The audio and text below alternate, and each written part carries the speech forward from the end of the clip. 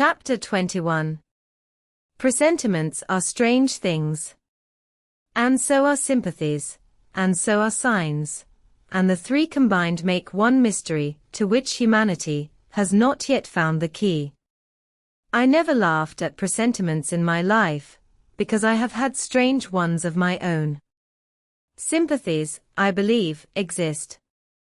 For instance, between far distant, long absent, wholly estranged relatives asserting, notwithstanding their alienation, the unity of the source to which each traces his origin, whose workings baffle mortal comprehension.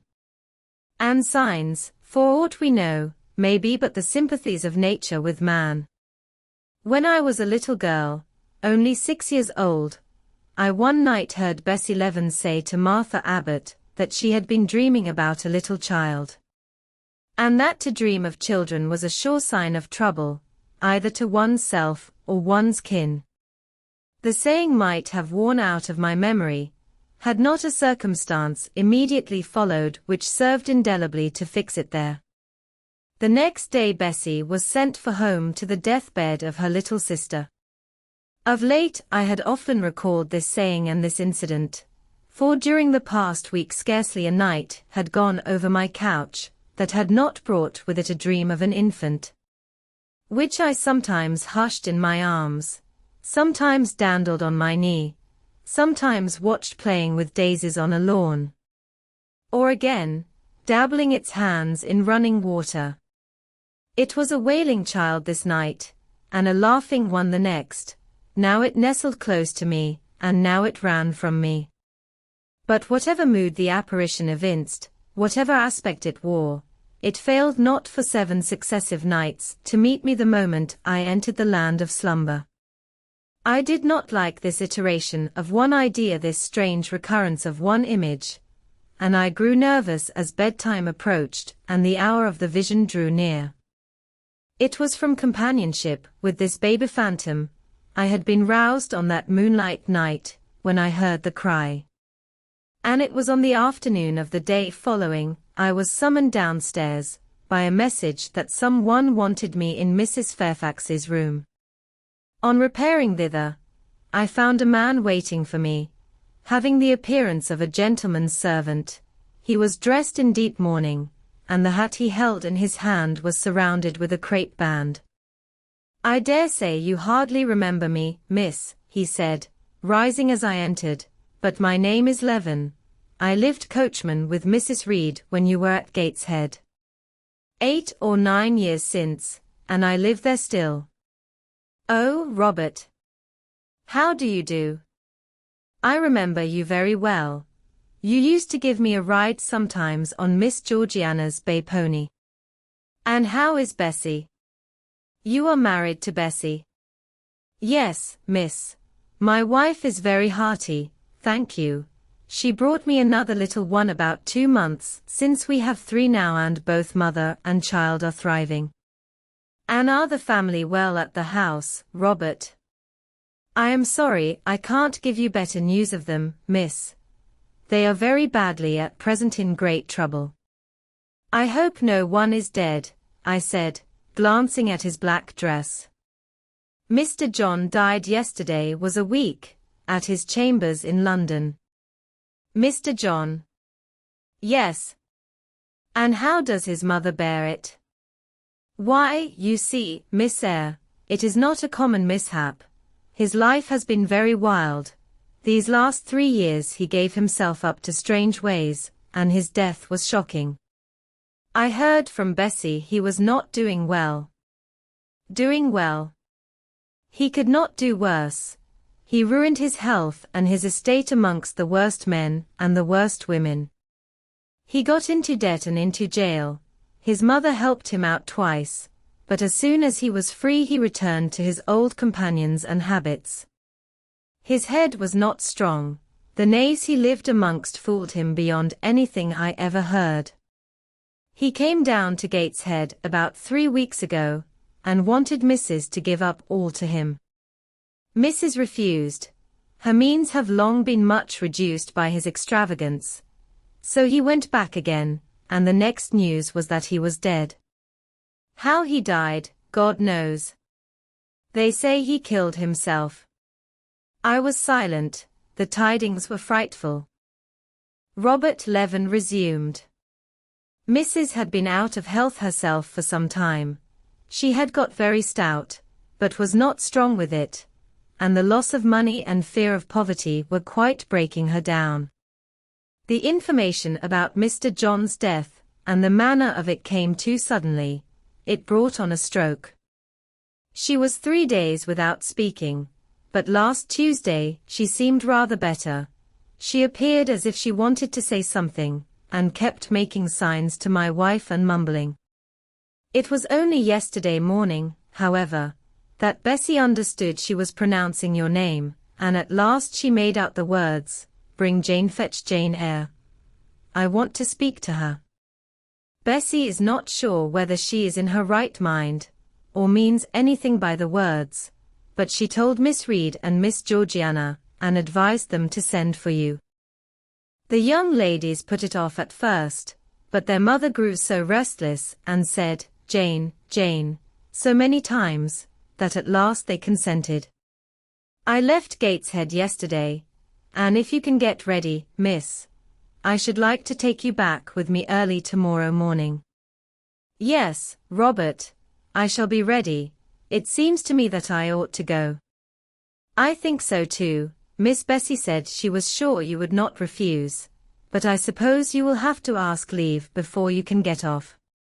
Yes, and I will do it now, and having directed him to the servants' hall, and recommended him to the care of John's wife, and the attentions of John himself, I went in search of Mr. Rochester.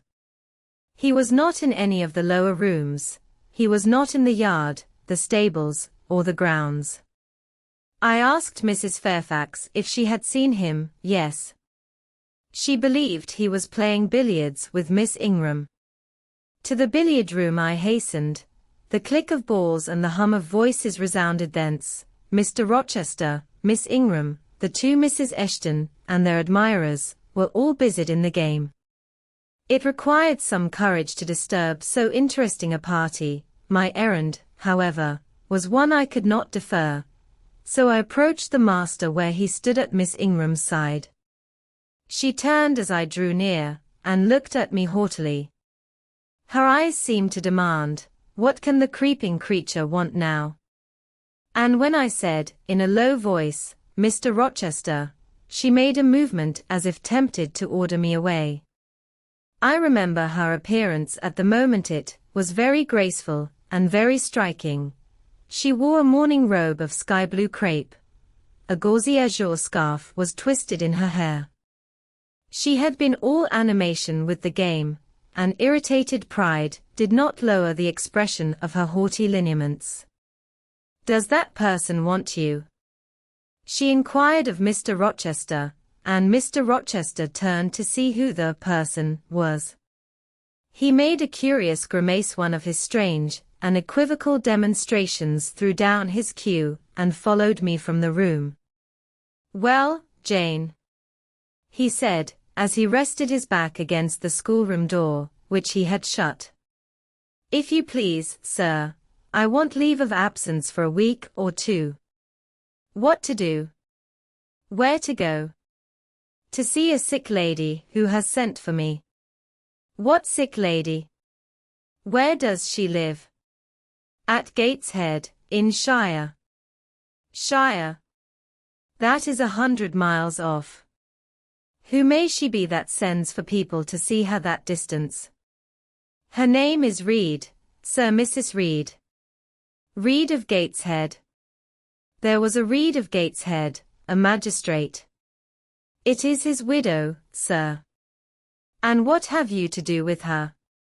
How do you know her?" "Mr. Reed was my uncle, my mother's brother." "The deuce he was. You never told me that before. You always said you had no relations." "None that would own me, sir. Mr. Reed is dead, and his wife cast me off." "Why?" "Because I was poor, and burdensome, and she disliked me." "But Reed left children. You must have cousins." Sir George Lynn was talking of a Reed of Gateshead yesterday, who, he said, was one of the veriest rascals on town. And Ingram was mentioning a Georgiana Reed of the same place, who was much admired for her beauty a season or two ago in London. John Reed is dead, too, sir. He ruined himself and half ruined his family, and is supposed to have committed suicide. The news so shocked his mother that it brought on an apoplectic attack. And what good can you do her? Nonsense, Jane. I would never think of running 100 miles to see an old lady who will, perhaps, be dead before you reach her. Besides, you say she cast you off. Yes, sir, but that is long ago, and when her circumstances were very different. I could not be easy to neglect her wishes now. How long will you stay? As short a time as possible, sir. Promise me only to stay a week. I had better not pass my word. I might be obliged to break it. At all events you will come back. You will not be induced under any pretext to take up a permanent residence with her. Oh, no. I shall certainly return if all be well. And who goes with you? You don't travel 100 miles alone. No, sir, she has sent her coachman. A person to be trusted. Yes, sir, he has lived 10 years in the family. Mr. Rochester meditated. When do you wish to go? Early tomorrow morning, sir. Well, you must have some money. You can't travel without money, and I dare say you have not much. I have given you no salary yet. How much have you in the world, Jane? He asked, smiling. I drew out my purse, a meagre thing it was. 5 shillings, sir. He took the purse, poured the hoard into his palm, and chuckled over it as if its scantiness amused him. Soon he produced his pocket-book. Here, said he, offering me a note. It was £50, and he owed me but 15. I told him I had no change. I don't want change, you know that. Take your wages. I declined accepting more than was my due. Right. Better not give you all now. You would, perhaps, stay away 3 months if you had £50.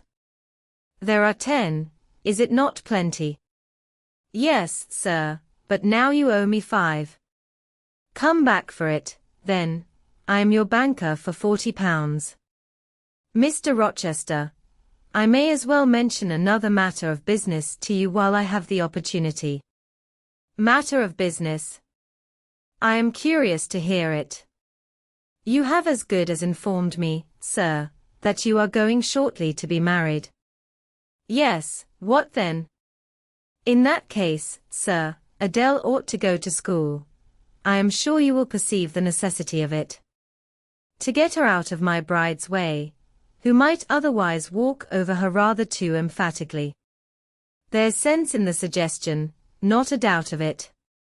Adele, as you say, must go to school, and you, of course, must march straight to the devil. I hope not, sir, but I must seek another situation somewhere. In course, he exclaimed, with a twang of voice and a distortion of features equally fantastic and ludicrous. He looked at me some minutes.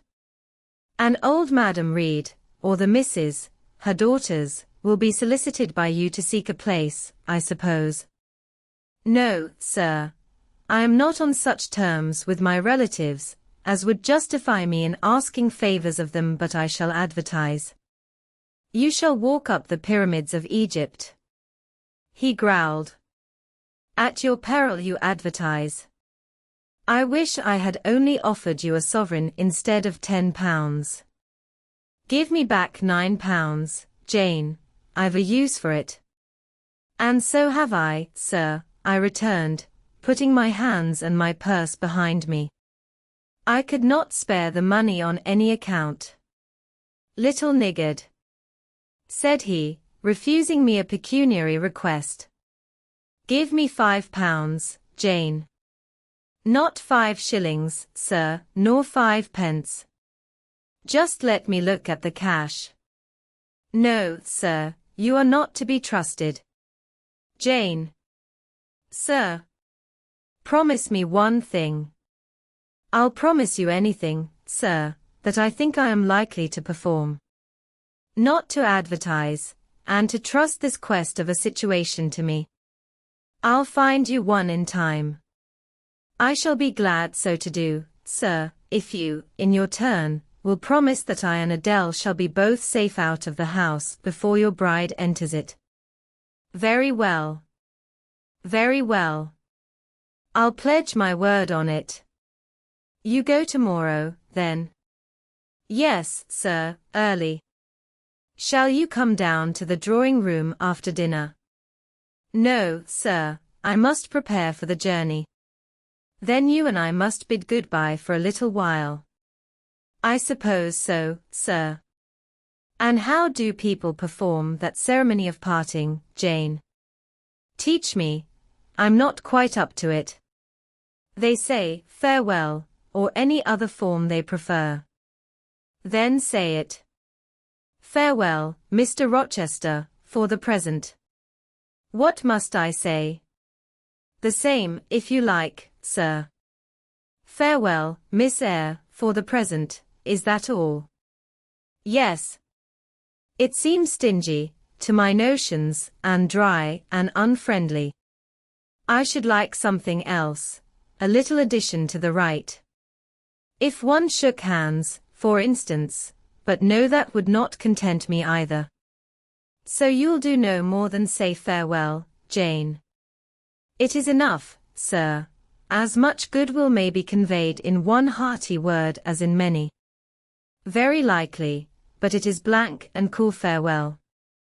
"How long is he going to stand with his back against that door?"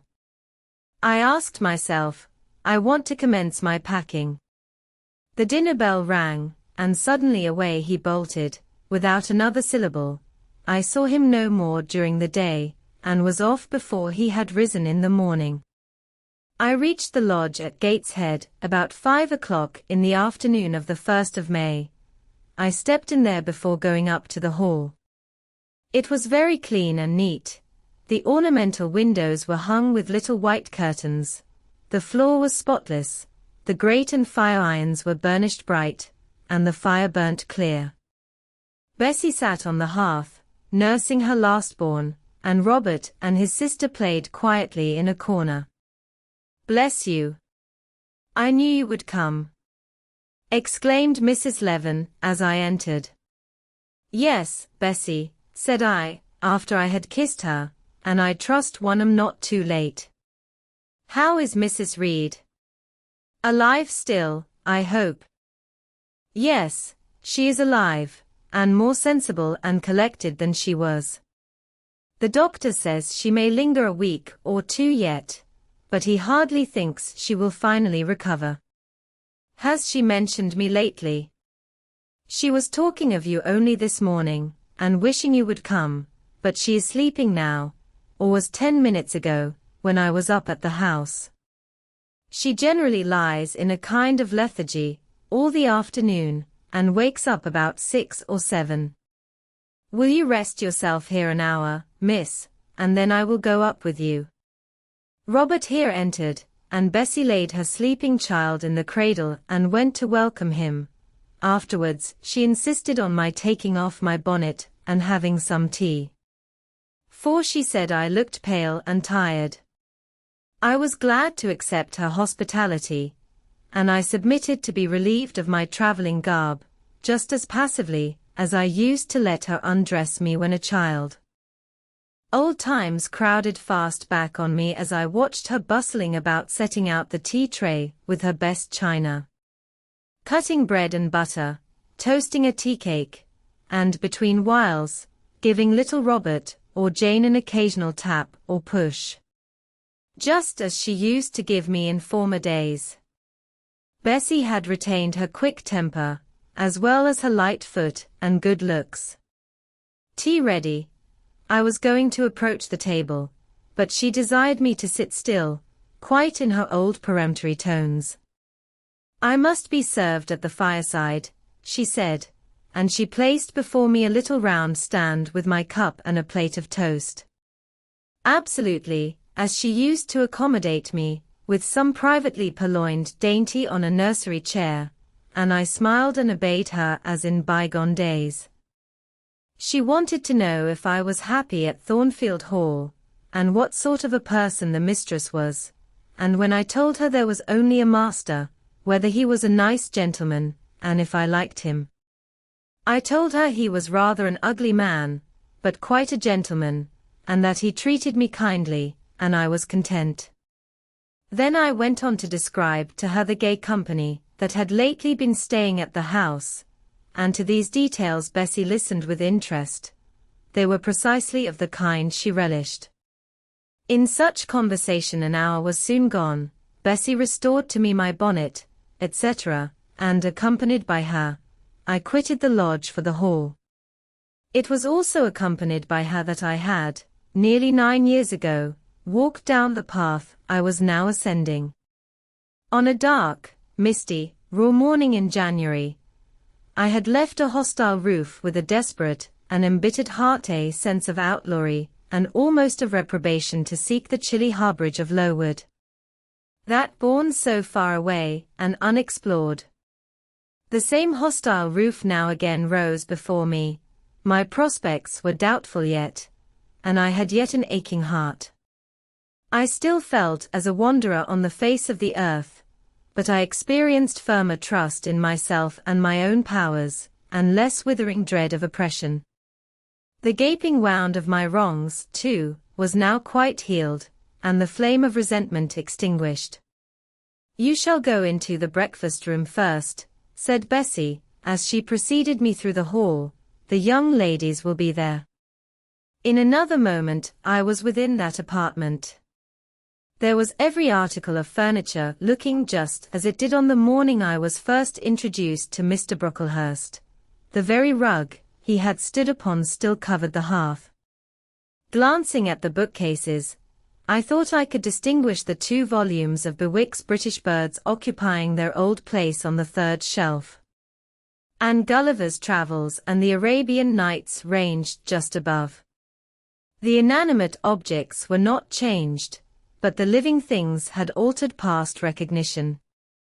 2 young ladies appeared before me, one very tall, almost as tall as Miss Ingram, very thin too, with a sallow face and severe mien. There was something ascetic in her look, which was augmented by the extreme plainness of a straight-skirted black, stuff dress, a starched linen collar, hair combed away from the temples, and the nun-like ornament of a string of ebony beads and a crucifix. This I felt sure was Eliza, though I could trace little resemblance to her former self in that elongated and colourless visage. The other was certainly Georgiana, but not the Georgiana I remembered, the slim and fairy-like girl of 11. This was a full-blown, very plump damsel, fair as waxwork, with handsome and regular features, languishing blue eyes, and ringleted yellow hair. The hue of her dress was black too, but its fashion was so different from her sister's, so much more flowing and becoming, it looked as stylish as the others looked puritanical. In each of the sisters there was one trait of the mother, and only one. The thin and pallid elder daughter had her parents' cairngorm eye. The blooming and luxuriant younger girl had her contour of jaw and chin perhaps a little softened, but still imparting an indescribable hardness to the countenance otherwise so voluptuous and buxom. Both ladies, as I advanced, rose to welcome me, and both addressed me by the name of Miss Eyre. Eliza's greeting was delivered in a short, abrupt voice, without a smile, and then she sat down again, fixed her eyes on the fire, and seemed to forget me. Georgiana added to her, "How do ye do?" Several commonplaces about my journey, the weather, and so on, uttered in rather a drawling tone, and accompanied by sundry side glances, that measured me from head to foot, now traversing the folds of my drab merino pelisse, and now lingering on the plain trimming of my cottage bonnet.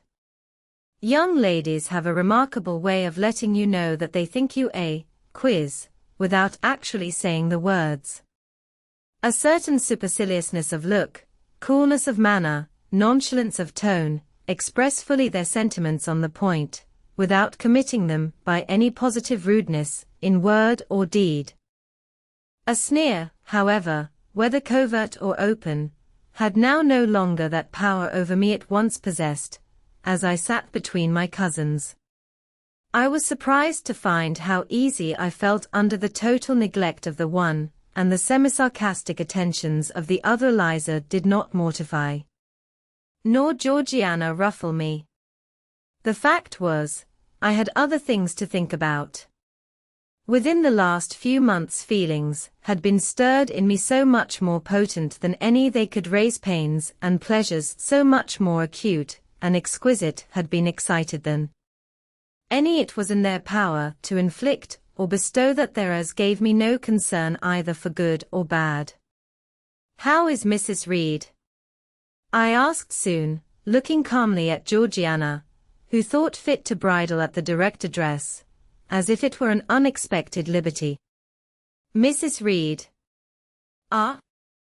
Mamma, you mean, she is extremely poorly. I doubt if you can see her tonight." "If," said I, "you would just step upstairs and tell her I am come, I should be much obliged to you." Georgiana almost started, and she opened her blue eyes wild and wide. "I know she had a particular wish to see me," I added, "and I would not defer attending to her desire longer than is absolutely necessary." "Mamma dislikes being disturbed in an evening," remarked Eliza. I soon rose, quietly took off my bonnet and gloves, uninvited, and said I would just step out to Bessie, who was, I dared say, in the kitchen, and ask her to ascertain whether Mrs. Reed was disposed to receive me or not tonight. I went, and having found Bessie and despatched her on my errand, I proceeded to take further measures. It had heretofore been my habit always to shrink from arrogance. Received as I had been today, I should, a year ago, have resolved to quit Gateshead the very next morning. Now, it was disclosed to me all at once that would be a foolish plan. I had taken a journey of 100 miles to see my aunt, and I must stay with her till she was better or dead. As to her daughter's pride or folly, I must put it on one side, make myself independent of it. So I addressed the housekeeper, asked her to show me a room, told her I should probably be a visitor here for a week or two, had my trunk conveyed to my chamber, and followed it thither myself. I met Bessie on the landing. "Mrs. is awake," said she. "I have told her you are here. Come and let us see if she will know you." I did not need to be guided to the well-known room, to which I had so often been summoned for chastisement or reprimand in former days. I hastened before Bessie. I softly opened the door. A shaded light stood on the table, for it was now getting dark. There was the great four-post bed with amber hangings as of old, there the toilet table, the armchair, and the footstool, at which I had 100 times been sentenced to kneel, to ask pardon for offences by me uncommitted. I looked into a certain corner near, half expecting to see the slim outline of a once dreaded switch which used to lurk there, waiting to leap out imp-like and lace my quivering palm or shrinking neck. I approached the bed. I opened the curtains and leant over the high-piled pillows. Well did I remember Mrs. Reed's face, and I eagerly sought the familiar image. It is a happy thing that time quells the longings of vengeance and hushes the promptings of rage and aversion. I had left this woman in bitterness and hate, and I came back to her now with no other emotion than a sort of ruth for her great sufferings, and a strong yearning to forget, and forgive all injuries to be reconciled and clasp hands in amity. The well-known face was there, stern, relentless as ever there was that peculiar eye which nothing could melt, and the somewhat raised, imperious, despotic eyebrow. How often had it lowered on me menace and hate! And how the recollection of childhood's terrors and sorrows revived as I traced its harsh line now. And yet I stooped down and kissed her. She looked at me.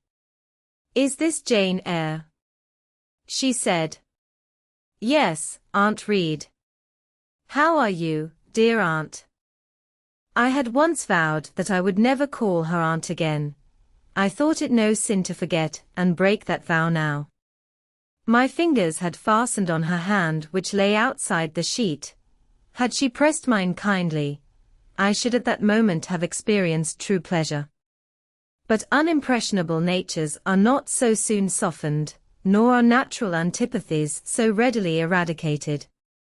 Mrs. Reed took her hand away, and, turning her face rather from me, she remarked that the night was warm. Again she regarded me so icily. I felt at once that her opinion of me, her feeling towards me, was unchanged and unchangeable. I knew by her stony eye opaque to tenderness, indissoluble to tears, that she was resolved to consider me bad to the last. Because to believe me good would give her no generous pleasure, only a sense of mortification. I felt pain, and then I felt ire, and then I felt a determination to subdue her, to be her mistress in spite both of her nature and her will. My tears had risen, just as in childhood. I ordered them back to their source.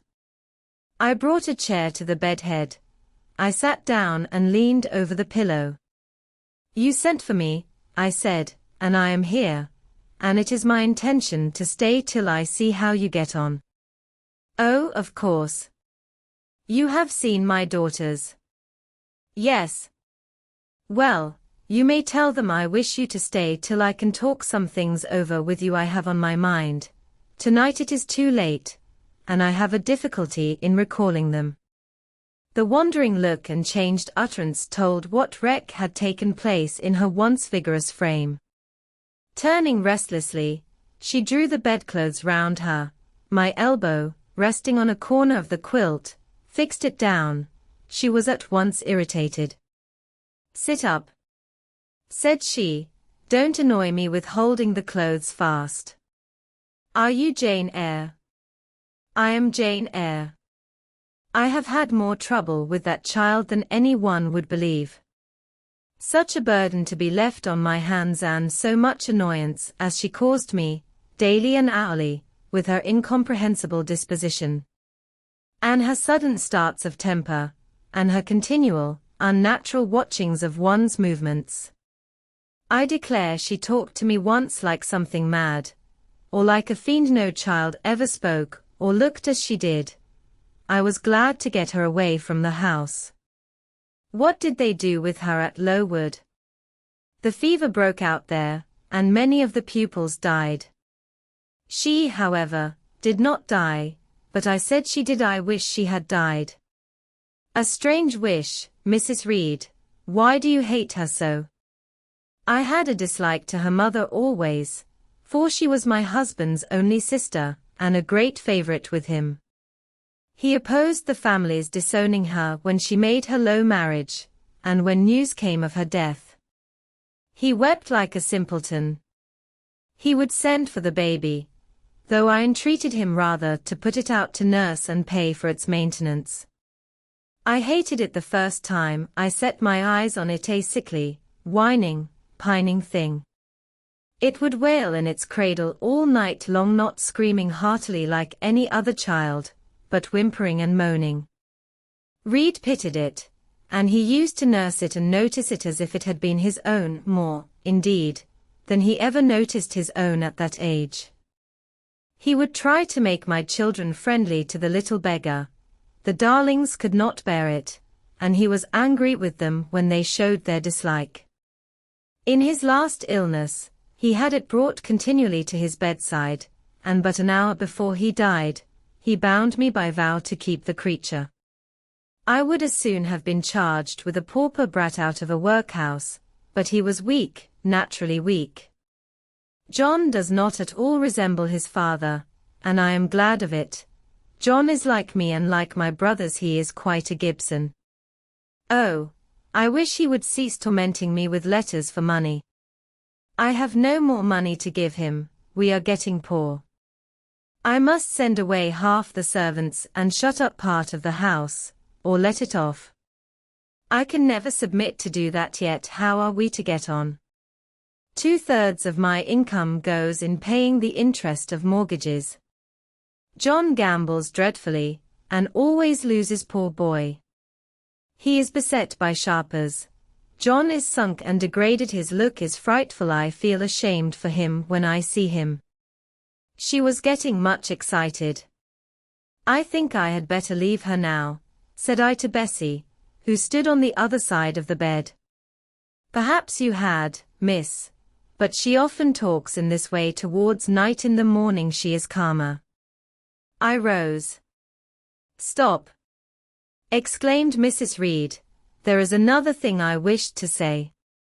He threatens me, he continually threatens me with his own death, or mine, and I dream sometimes that I see him laid out with a great wound in his throat, or with a swollen and blackened face. I am come to a strange pass. I have heavy troubles. What is to be done? How is the money to be had?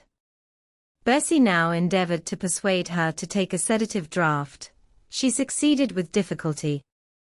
Soon after, Mrs. Reed grew more composed, and sank into a dozing state. I then left her. More than 10 days elapsed before I had again any conversation with her. She continued either delirious or lethargic, and the doctor forbade everything which could painfully excite her. Meantime, I got on as well as I could with Georgiana and Eliza. They were very cold, indeed, at first. Eliza would sit half the day sewing, reading, or writing, and scarcely utter a word either to me or her sister. Georgiana would chatter nonsense to her canary bird by the hour, and take no notice of me. But I was determined not to seem at a loss for occupation, or amusement.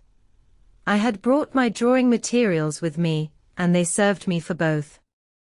Provided with a case of pencils, and some sheets of paper, I used to take a seat apart from them, near the window, and busy myself in sketching fancy vignettes, representing any scene that happened momentarily to shape itself in the ever-shifting kaleidoscope of imagination.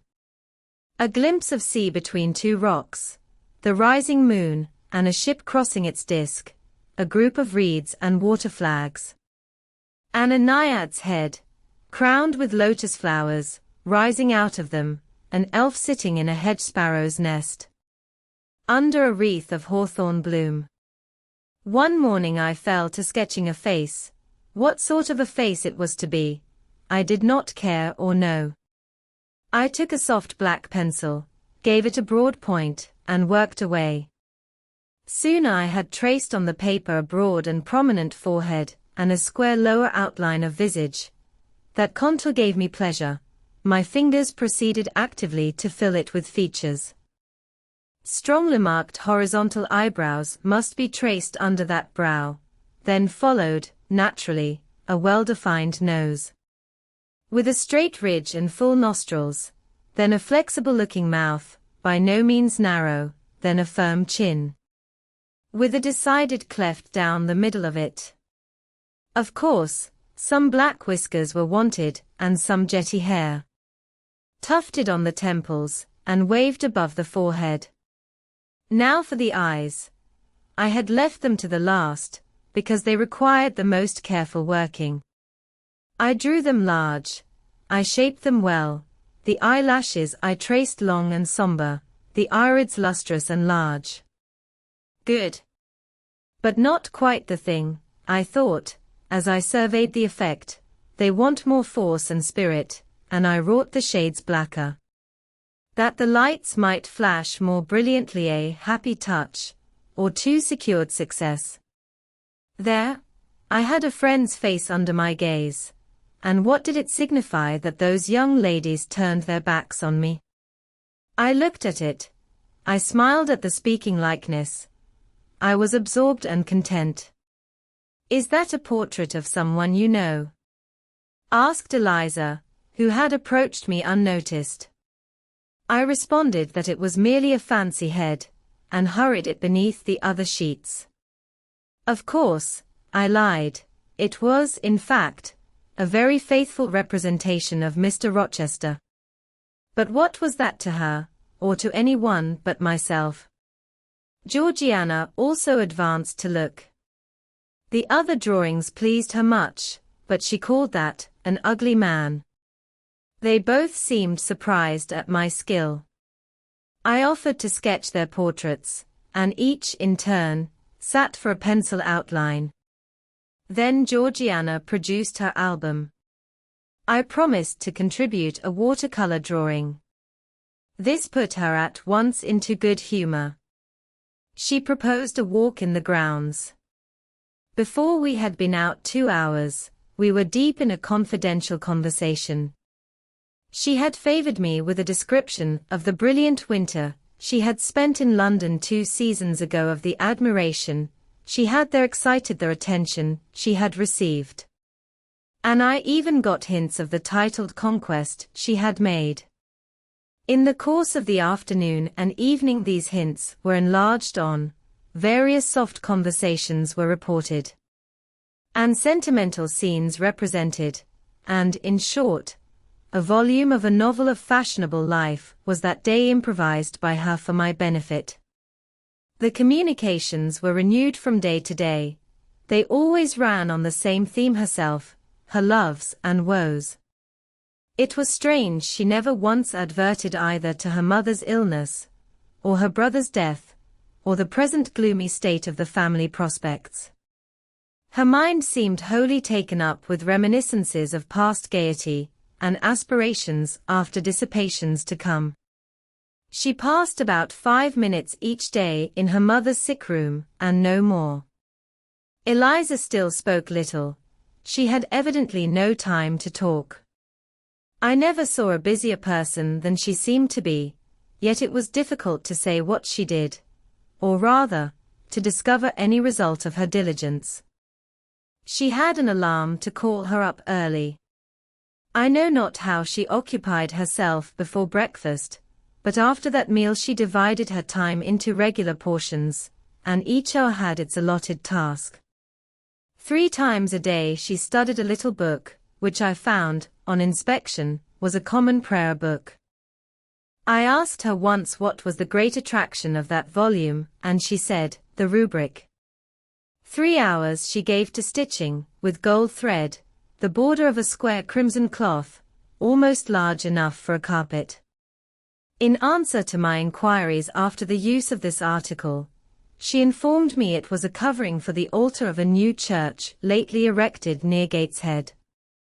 2 hours she devoted to her diary, 2 to working by herself in the kitchen garden, and 1 to the regulation of her accounts.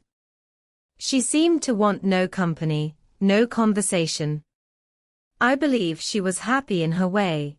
This routine sufficed for her, and nothing annoyed her so much as the occurrence of any incident which forced her to vary its clockwork regularity. She told me one evening, when more disposed to be communicative than usual, that John's conduct, and the threatened ruin of the family, had been a source of profound affliction to her, but she had now, she said, settled her mind, and formed her resolution. Her own fortune she had taken care to secure, and when her mother died, and it was wholly improbable, she tranquilly remarked that she should either recover, or linger long, she would execute a long-cherished project, seek a retirement where punctual habits would be permanently secured from disturbance, and place safe barriers between herself and a frivolous world. I asked if Georgiana would accompany her. Of course not. Georgiana and she had nothing in common, they never had. She would not be burdened with her society for any consideration. Georgiana should take her own course, and she, Eliza, would take hers. Georgiana, when not unburdening her heart to me, spent most of her time in lying on the sofa, fretting about the dullness of the house, and wishing over and over again that her Aunt Gibson would send her an invitation up to town. It would be so much better, she said, if she could only get out of the way for a month or two, till all was over. I did not ask what she meant by all being over, but I suppose she referred to the expected decease of her mother and the gloomy sequel of funeral rites. Eliza generally took no more notice of her sister's indolence and complaints than if no such murmuring, lounging object had been before her. Georgiana, a more vain and absurd animal than you, was certainly never allowed to cumber the earth. You had no right to be born, for you make no use of life. Instead of living for, in, and with yourself, as a reasonable being ought, you seek only to fasten your feebleness on some other person's strength. If no one can be found willing to burden her or himself with such a fat, weak, puffy, useless thing, you cry out that you are ill-treated, neglected, miserable. Then, too, existence for you must be a scene of continual change and excitement, or else the world is a dungeon. You must be admired, you must be courted, you must be flattered, you must have music, dancing, and society, or you languish. You die away. Have you no sense to devise a system which will make you independent of all efforts and all wills but your own? Take one day, share it into sections, to each section apportion its task, leave no stray unemployed quarters of an hour. 10 minutes, 5 minutes include all, do each piece of business in its turn with method, with rigid regularity. The day will close almost before you are aware it has begun, and you are indebted to no one for helping you to get rid of one vacant moment. You have had to seek no one's company, conversation, sympathy, forbearance. You have lived, in short, as an independent being ought to do. Take this advice, the first and last I shall offer you, then you will not want me or any one else, happen what may. Neglect it, go on as heretofore, craving, whining, and idling, and suffer the results of your idiocy, however bad and insufferable they may be. I tell you this plainly, and listen, for though I shall no more repeat what I am now about to say, I shall steadily act on it. After my mother's death, I wash my hands of you. From the day her coffin is carried to the vault in Gateshead Church, you and I will be as separate as if we had never known each other. You need not think that because we chance to be born of the same parents, I shall suffer you to fasten me down by even the feeblest claim. I can tell you this: if the whole human race, ourselves excepted, was swept away, and we two stood alone on the earth, I would leave you in the old world, and betake myself to the new. She closed her lips. You might have spared yourself the trouble of delivering that tirade, answered Georgiana. Everybody knows you are the most selfish, heartless creature in existence, and I know your spiteful hatred towards me. I have had a specimen of it before in the trick you played me about Lord Edwin Vere. You could not bear me to be raised above you, to have a title, to be received into circles where you dare not show your face, and so you acted the spy and informer, and ruined my prospects forever. Georgiana took out her handkerchief and blew her nose for an hour afterwards.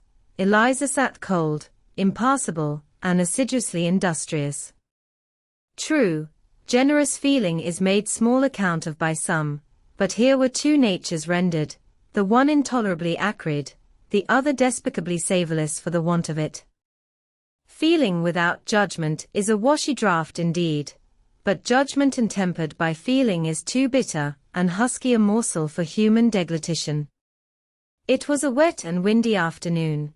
Georgiana had fallen asleep on the sofa over the perusal of a novel. Eliza was gone to attend a Saint's Day service at the new church, for, in matters of religion, she was a rigid formalist. No weather ever prevented the punctual discharge of what she considered her devotional duties, fair or foul.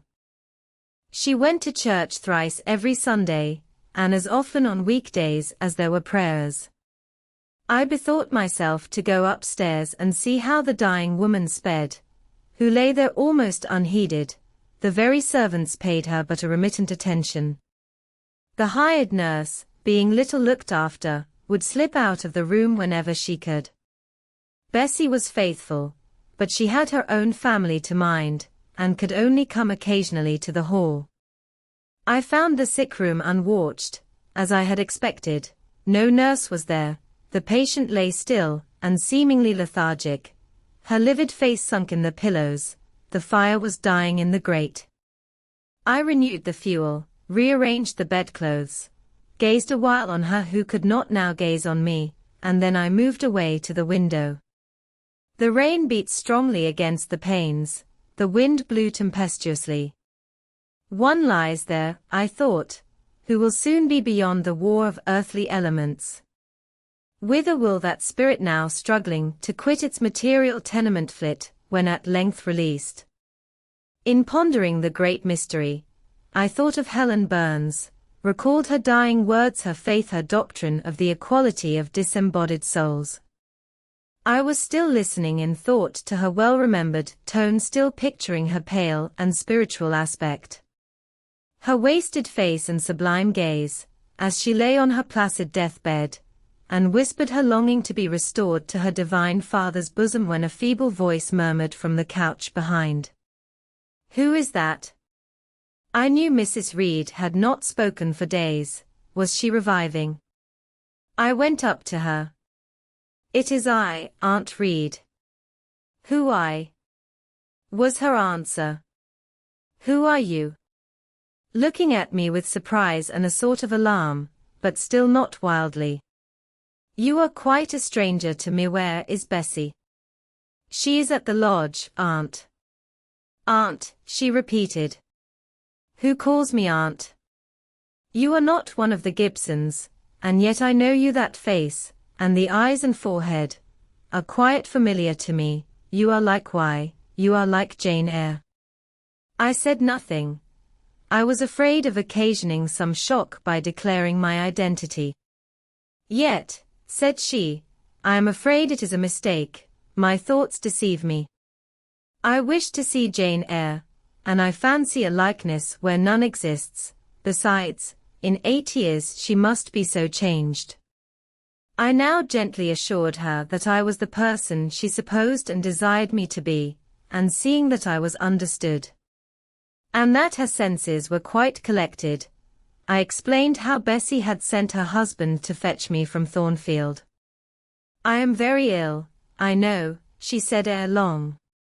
"I was trying to turn myself a few minutes since, and find I cannot move a limb. It is as well I should ease my mind before I die. What we think little of in health, burdens us at such an hour as the present is to me. Is the nurse here? Or is there no one in the room but you?" I assured her we were alone. "Well, I have twice done you a wrong which I regret now. One was in breaking the promise, which I gave my husband to bring you up as my own child. The other she stopped. "After all, it is of no great importance, perhaps," she murmured to herself, "and then I may get better, and to humble myself so to her is painful." She made an effort to alter her position, but failed. Her face changed. She seemed to experience some inward sensation, the precursor, perhaps, of the last pang. "Well, I must get it over. Eternity is before me," I had better tell her. "Go to my dressing case, open it, and take out a letter you will see there." I obeyed her directions. "Read the letter," she said. It was short, and thus conceived. "Madam, will you have the goodness to send me the address of my niece, Jane Eyre, and to tell me how she is? It is my intention to write shortly and desire her to come to me at Madeira. Providence has blessed my endeavors to secure a competency, and as I am unmarried and childless, I wish to adopt her during my life, and bequeath her at my death whatever I may have to leave. I am, Madam, etc., etc. John Eyre, Madeira. It was dated 3 years back. Why did I never hear of this? I asked. Because I disliked you too fixedly and thoroughly ever to lend a hand in lifting you to prosperity. I could not forget your conduct to me, Jane, the fury with which you once turned on me, the tone in which you declared you abhorred me the worst of anybody in the world. The unchildlike look and voice with which you affirmed that the very thought of me made you sick, and asserted that I had treated you with miserable cruelty. I could not forget my own sensations when you thus started up and poured out the venom of your mind. I felt fear as if an animal that I had struck or pushed had looked up at me with human eyes and cursed me in a man's voice. Bring me some water. Oh, make haste. Dear Mrs. Reed, said I, as I offered her the draught she required, think no more of all this, let it pass away from your mind. Forgive me for my passionate language. I was a child then, 8, 9 years have passed since that day. She heeded nothing of what I said, but when she had tasted the water and drawn breath, she went on thus. I tell you I could not forget it, and I took my revenge. For you to be adopted by your uncle, and placed in a state of ease and comfort, was what I could not endure. I wrote to him. I said I was sorry for his disappointment, but Jane Eyre was dead. She had died of typhus fever at Lowood. Now act as you please. Write and contradict my assertion, expose my falsehood as soon as you like. You were born, I think, to be my torment. My last hour is racked by the recollection of a deed which, but for you, I should never have been tempted to commit.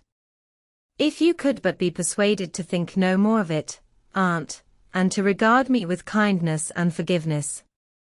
You have a very bad disposition, said she, and one to this day I feel it impossible to understand. How for 9 years you could be patient and quiescent under any treatment, and in the 10th break out all fire and violence. I can never comprehend. My disposition is not so bad as you think. I am passionate, but not vindictive. Many a time, as a little child, I should have been glad to love you if you would have let me, and I long earnestly to be reconciled to you now. Kiss me, aunt. I approached my cheek to her lips. She would not touch it.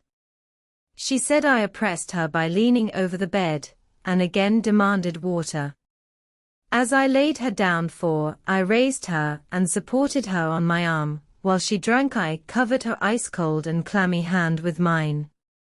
The feeble fingers shrank from my touch, the glazing eyes shunned my gaze. Love me, then, or hate me, as you will, I said at last, you have my full and free forgiveness. Ask now for God's, and be at peace. Poor, suffering woman. It was too late for her to make now the effort to change her habitual frame of mind. Living, she had ever hated me; dying, she must hate me still. The nurse now entered, and Bessie followed. I yet lingered half an hour longer, hoping to see some sign of amity, but she gave none. She was fast relapsing into stupor, nor did her mind again rally. At 12 o'clock that night she died. I was not present to close her eyes, nor were either of her daughters. They came to tell us the next morning that all was over. She was by that time laid out. Eliza and I went to look at her. Georgiana, who had burst out into loud weeping, said she dared not go. There was stretched Sarah Reed's once robust and active frame, rigid and still. Her eye of flint was covered with its cold lid. her brow and strong traits wore yet the impress of her inexorable soul. A strange and solemn object was that corpse to me. I gazed on it with gloom and pain, nothing soft, nothing sweet, nothing pitying, or hopeful, or subduing did it inspire. Only a grating anguish for her woes, not my loss, and the somber tearless dismay at the fearfulness of death in such a form.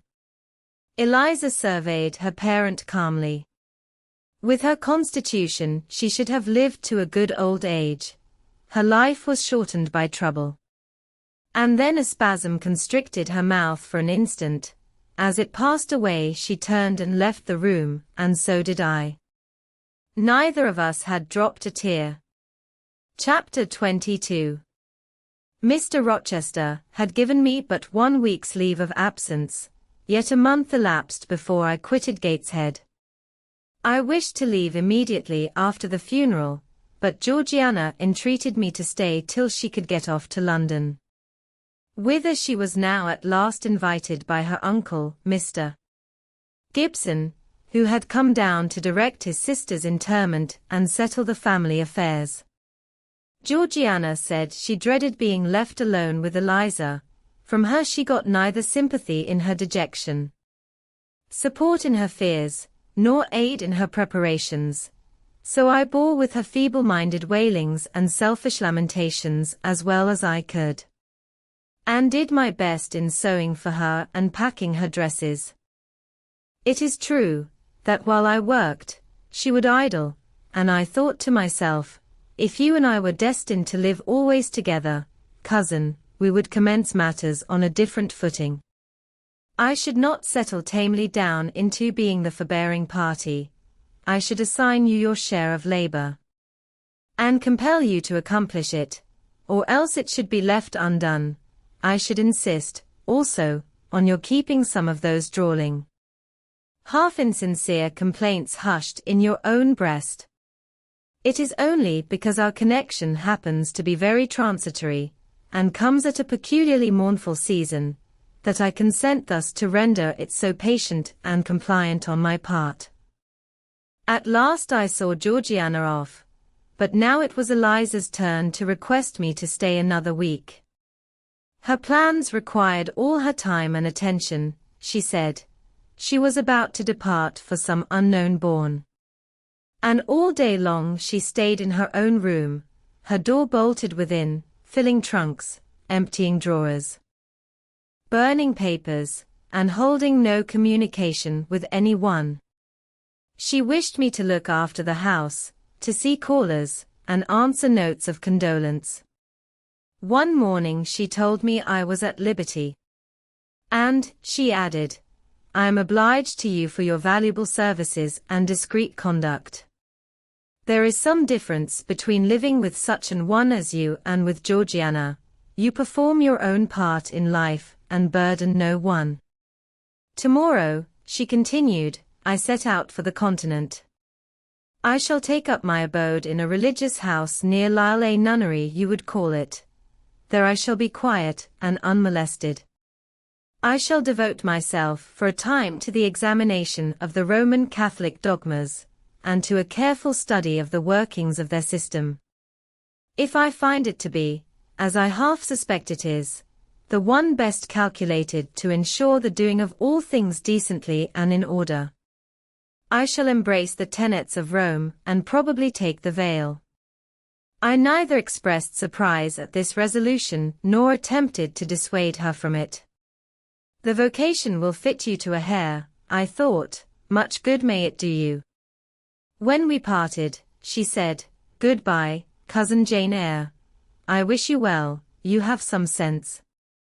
I then returned, You are not without sense, cousin Eliza, but what you have, I suppose, in another year will be walled up alive in a French convent. However, it is not my business, and so it suits you, I don't much care. You are in the right, said she, and with these words we each went our separate way. As I shall not have occasion to refer either to her or her sister again, I may as well mention here, that Georgiana made an advantageous match with a wealthy worn-out man of fashion. and that Eliza actually took the veil, and is at this day superior of the convent where she passed the period of her novitiate, and which she endowed with her fortune. How people feel when they are returning home from an absence, long or short, I did not know. I had never experienced the sensation. I had known what it was to come back to Gateshead, when a child after a long walk, to be scolded for looking cold or gloomy. And later, what it was to come back from church to Lowood, to long for a plenteous meal and a good fire, and to be unable to get either. Neither of these returnings was very pleasant or desirable. No magnet drew me to a given point, increasing in its strength of attraction the nearer I came. The return to Thornfield was yet to be tried. My journey seemed tedious, very tedious. 50 miles one day, a night spent at an inn, 50 miles the next day. During the first 12 hours I thought of Mrs. Reed in her last moments. I saw her disfigured and discolored face, and heard her strangely altered voice. I mused on the funeral day, the coffin, the hearse, the black train of tenants and servants. Few was the number of relatives, the gaping vault, the silent church, the solemn service. Then I thought of Eliza and Georgiana. I beheld one the cynosure of a ballroom, the other the inmate of a convent cell. And I dwelt on and analyzed their separate peculiarities of person and character. The evening arrival at the great town of scattered these thoughts. Night gave them quite another turn. Laid down on my traveller's bed, I left reminiscence for anticipation. I was going back to Thornfield, but how long was I to stay there? Not long, of that I was sure. I had heard from Mrs. Fairfax in the interim of my absence. The party at the hall was dispersed. Mr. Rochester had left for London 3 weeks ago.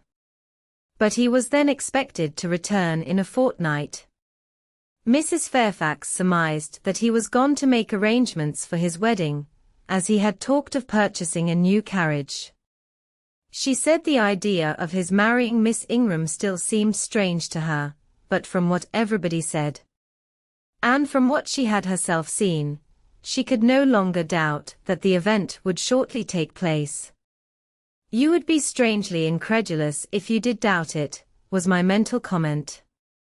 "I don't doubt it." The question followed, where was I to go? I dreamt of Miss Ingram all the night. In a vivid morning dream, I saw her closing the gates of Thornfield against me and pointing me out another road. And Mr. Rochester looked on with his arms folded, smiling sardonically, as it seemed, at both her and me.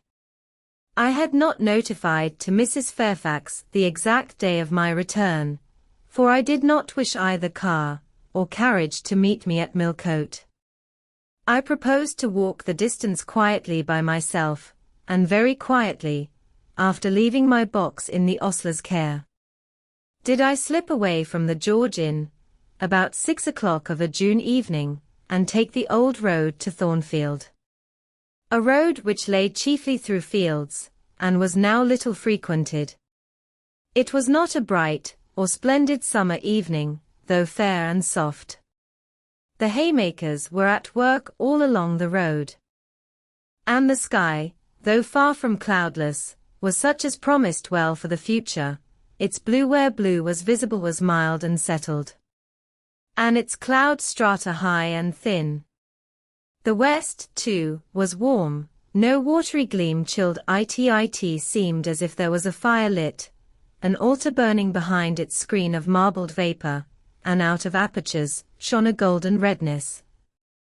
I felt glad as the road shortened before me, so glad that I stopped once to ask myself what that joy meant, and to remind reason that it was not to my home I was going, or to a permanent resting place, or to a place where fond friends looked out for me and waited my arrival. "Mrs. Fairfax will smile you a calm welcome, to be sure," said I, "and little Adele will clap her hands and jump to see you. But you know very well you are thinking of another than they, and that he is not thinking of you. But what is so headstrong as youth? What so blind as inexperience? These affirmed that it was pleasure enough to have the privilege of again looking on Mr. Rochester, whether he looked on me or not, and they added hasten. Hasten. Be with him while you may, but a few more days or weeks, at most, and you are parted from him forever. And then I strangled a newborn agony, a deformed thing which I could not persuade myself to own and rear, and ran on. They are making hay, too, in Thornfield Meadows, or rather, the labourers are just quitting their work, and returning home with their rakes on their shoulders, now, at the hour I arrive. I have but a field or two to traverse, and then I shall cross the road and reach the gates. How full the hedges are of roses! But I have no time to gather any. I want to be at the house. I passed a tall briar, shooting leafy and flowery branches across the path. I see the narrow stile with stone steps. And I see Mr. Rochester sitting there, a book and a pencil in his hand. He is writing. Well, he is not a ghost, yet every nerve I have is unstrung. For a moment I am beyond my own mastery. What does it mean? I did not think I should tremble in this way when I saw him, or lose my voice or the power of motion in his presence. I will go back as soon as I can stir. I need not make an absolute fool of myself. I know another way to the house. It does not signify if I knew 20 ways, for he has seen me. Hillo! He cries, and he puts up his book and his pencil. There you are. Come on, if you please. I suppose I do come on, though in what fashion I know not, being scarcely cognizant of my movements, and solicitous only to appear calm. And above all, to control the working muscles of my face, which I feel rebel insolently against my will, and struggle to express what I had resolved to conceal. But I have a veil, it is down. I may make shift yet to behave with decent composure. And this is Jane Eyre. Are you coming from Millcote, and on foot? Yes, just one of your tricks, not to send for a carriage, and come clattering over street and road like a common mortal, but to steal into the vicinage of your home along with twilight, just as if you were a dream or a shade. What the deuce have you done with yourself this last month? I have been with my aunt, sir, who is dead. A true Janean reply. Good angels be my guard. She comes from the other world, from the abode of people who are dead, and tells me so when she meets me alone here in the gloaming. If I dared, I'd touch you, to see if you are substance or shadow, you elf. But I'd as soon offer to take hold of a blue ignis fatuus light in a marsh. Traunt. Traunt. He added, when he had paused an instant. Absent from me a whole month, and forgetting me quite, I'll be sworn. I knew there would be pleasure in meeting my master again, even though broken by the fear that he was so soon to cease to be my master, and by the knowledge that I was nothing to him, but there was ever in Mr. Rochester, so at least I thought, such a wealth of the power of communicating happiness, that to taste but of the crumbs he scattered to stray and stranger birds like me, was to feast genially. His last words were balm. They seemed to imply that it imported something to him whether I forgot him or not. And he had spoken of Thornfield as my home, would that it were my home. He did not leave the stile, and I hardly liked to ask to go by. I inquired soon if he had not been to London. Yes, I suppose you found that out by second sight. Mrs. Fairfax told me in a letter. And did she inform you what I went to do? Oh, yes, sir. Everybody knew your errand. You must see the carriage, Jane, and tell me if you don't think it will suit Mrs. Rochester exactly, and whether she won't look like Queen Boadicea, leaning back against those purple cushions. I wish, Jane, I were a trifle better adapted to match with her externally. Tell me now, fairy as you are, can't you give me a charm, or a philtre, or something of that sort, to make me a handsome man? It would be past the power of magic, sir, and in thought, I added, a loving eye is all the charm needed. To such you are handsome enough, or rather your sternness has a power beyond beauty. Mr. Rochester had sometimes read my unspoken thoughts with an acumen to me incomprehensible. In the present instance he took no notice of my abrupt vocal response. But he smiled at me with a certain smile he had of his own, and which he used but on rare occasions. He seemed to think it too good for common purposes. It was the real sunshine of feeling he shed it over me now. Pass, Janet, said he, making room for me to cross the stile. Go up home, and stay your weary little wandering feet at a friend's threshold. All I had now to do was to obey him in silence, no need for me to colloquize further. I got over the stile without a word, and meant to leave him calmly. An impulse held me fast, a force turned me round. Thank you, Mr. Rochester, for your great kindness. I am strangely glad to get back again to you, and wherever you are is my home, my only home. I walked on so fast that even he could hardly have overtaken me had he tried. Little Adele was half wild with delight when she saw me. Mrs. Fairfax received me with her usual plain friendliness. Leah smiled, and even Sophie bid me bonsoir with glee. This was very pleasant. There is no happiness like that of being loved by your fellow creatures, and feeling that your presence is an addition to their comfort. I that evening shut my eyes resolutely against the future. I stopped my ears against the voice that kept warning me of near separation and coming grief. When tea was over and Mrs. Fairfax had taken her knitting, and I had assumed a low seat near her, and Adele, kneeling on the carpet, had nestled close up to me, and a sense of mutual affection seemed to surround us with a ring of golden peace.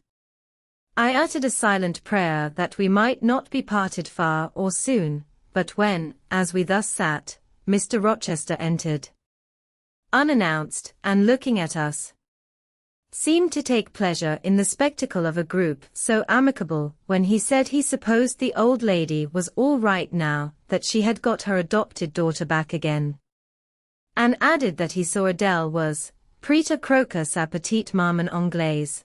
I half ventured to hope that he would, even after his marriage, keep us together somewhere under the shelter of his protection, and not quite exiled from the sunshine of his presence. A fortnight of dubious calm succeeded my return to Thornfield Hall. Nothing was said of the master's marriage, and I saw no preparation going on for such an event. Almost every day, I asked Mrs. Fairfax if she had yet heard anything decided. Her answer was always in the negative. Once she said she had actually put the question to Mr. Rochester as to when he was going to bring his bride home. But he had answered her only by a joke and one of his queer looks, and she could not tell what to make of him. One thing specially surprised me, and that was, there were no journeyings backward and forward, no visits to Ingram Park. To be sure, it was 20 miles off, on the borders of another county, but what was that distance to an ardent lover? To so practiced and indefatigable a horseman as Mr. Rochester, it would be but a morning's ride. I began to cherish hopes I had no right to conceive, that the match was broken off, that rumor had been mistaken, that one or both parties had changed their minds. I used to look at my master's face to see if it was sad or fierce, but I could not remember the time when it had been so uniformly clear of clouds or evil feelings. If, in the moments I and my pupil spent with him, I lacked spirits and sank into inevitable dejection, he became even gay. Never had he called me more frequently to his presence, never been kinder to me when there, and, alas, never had I loved him so well. Chapter 23. A splendid midsummer shone over England, skies so pure, suns so radiant as were then seen in long succession, seldom favor even singly, our wave-girt land. It was as if a band of Italian days had come from the south, like a flock of glorious passenger birds, and lighted to rest them on the cliffs of Albion. The hay was all got in, the fields round Thornfield were green and shorn, the roads white and baked, the trees were in their dark prime. Hedge and wood, full-leaved and deeply tinted, contrasted well with the sunny hue of the cleared meadows between. On Midsummer Eve, Adele, weary with gathering wild strawberries in Hay Lane half the day, had gone to bed with the sun. I watched her drop asleep, and when I left her, I sought the garden. It was now the sweetest hour of the 24 day its fervid fires had wasted, and dew fell cool on panting plain and scorched summit. Where the sun had gone down in simple state pure of the pomp of clouds spread a solemn purple, burning with the light of red jewel and furnace flame at one point. On one hill peak, and extending high and wide, soft and still softer, over half heaven. The east had its own charm or fine deep blue, and its own modest gem, a rising and solitary star. Soon it would boast the moon, but she was yet beneath the horizon. I walked a while on the pavement, but a subtle, well-known scent that of a cigar stole from some window. I saw the library casement open a handbreadth. I knew I might be watched thence, so I went apart into the orchard. No nook in the grounds more sheltered and more Eden-like. It was full of trees, it bloomed with flowers. A very high wall shut it out from the court, on one side, on the other, a beech avenue screened it from the lawn. At the bottom was a sunk fence, its sole separation from lonely fields, a winding walk, bordered with laurels and terminating in a giant horse-chestnut. Circled at the base by a seat, led down to the fence. Here one could wander unseen. While such honeydew fell, such silence reigned, such gloaming gathered, I felt as if I could haunt such shade forever. But in threading the flower and fruit parterres at the upper part of the enclosure, enticed there by the light the now rising moon cast on this more open quarter, my step is stayed not by sound, not by sight, but once more by a warning fragrance. Sweet briar and southernwood, jasmine, pink, and rose have long been yielding their evening sacrifice of incense. This new scent is neither of shrub nor flower. It is, I know it well, it is Mr. Rochester's cigar. I look round and I listen. I see trees laden with ripening fruit. I hear a nightingale warbling in a wood half a mile off. No moving form is visible, no coming step audible, but that perfume increases. I must flee. I make for the wicket leading to the shrubbery, and I see Mr. Rochester entering. I step aside into the ivy recess. He will not stay long. He will soon return whence he came, and if I sit still he will never see me. But no eventide is as pleasant to him as to me, and this antique garden as attractive, and he strolls on. Now lifting the gooseberry tree branches to look at the fruit, large as plums, with which they are laden. Now taking a ripe cherry from the wall, now stooping towards a knot of flowers, either to inhale their fragrance, or to admire the dew beads on their petals. A great moth goes humming by me. It alights on a plant at Mr. Rochester's foot. He sees it, and bends to examine it. Now, he has his back towards me, thought I, and he is occupied too. Perhaps, if I walk softly, I can slip away unnoticed. I trode on an edging of turf, that the crackle of the pebbly gravel might not betray me, he was standing among the beds at a yard or two distant from where I had to pass. The moth apparently engaged him. I shall get by very well, I meditated. Jane, come and look at this fellow. I had made no noise. He had not eyes behind could his shadow feel. I started at first, and then I approached him. Look at his wings, said he reminds me rather of a West Indian insect. One does not often see so large and gay a night rover in England. There. He is flown. The moth roamed away. Turn back. On so lovely a night it is a shame to sit in the house, and surely no one can wish to go to bed while sunset is thus at meeting with moonrise. It is one of my faults, that though my tongue is sometimes prompt enough at an answer, there are times when it sadly fails me in framing an excuse.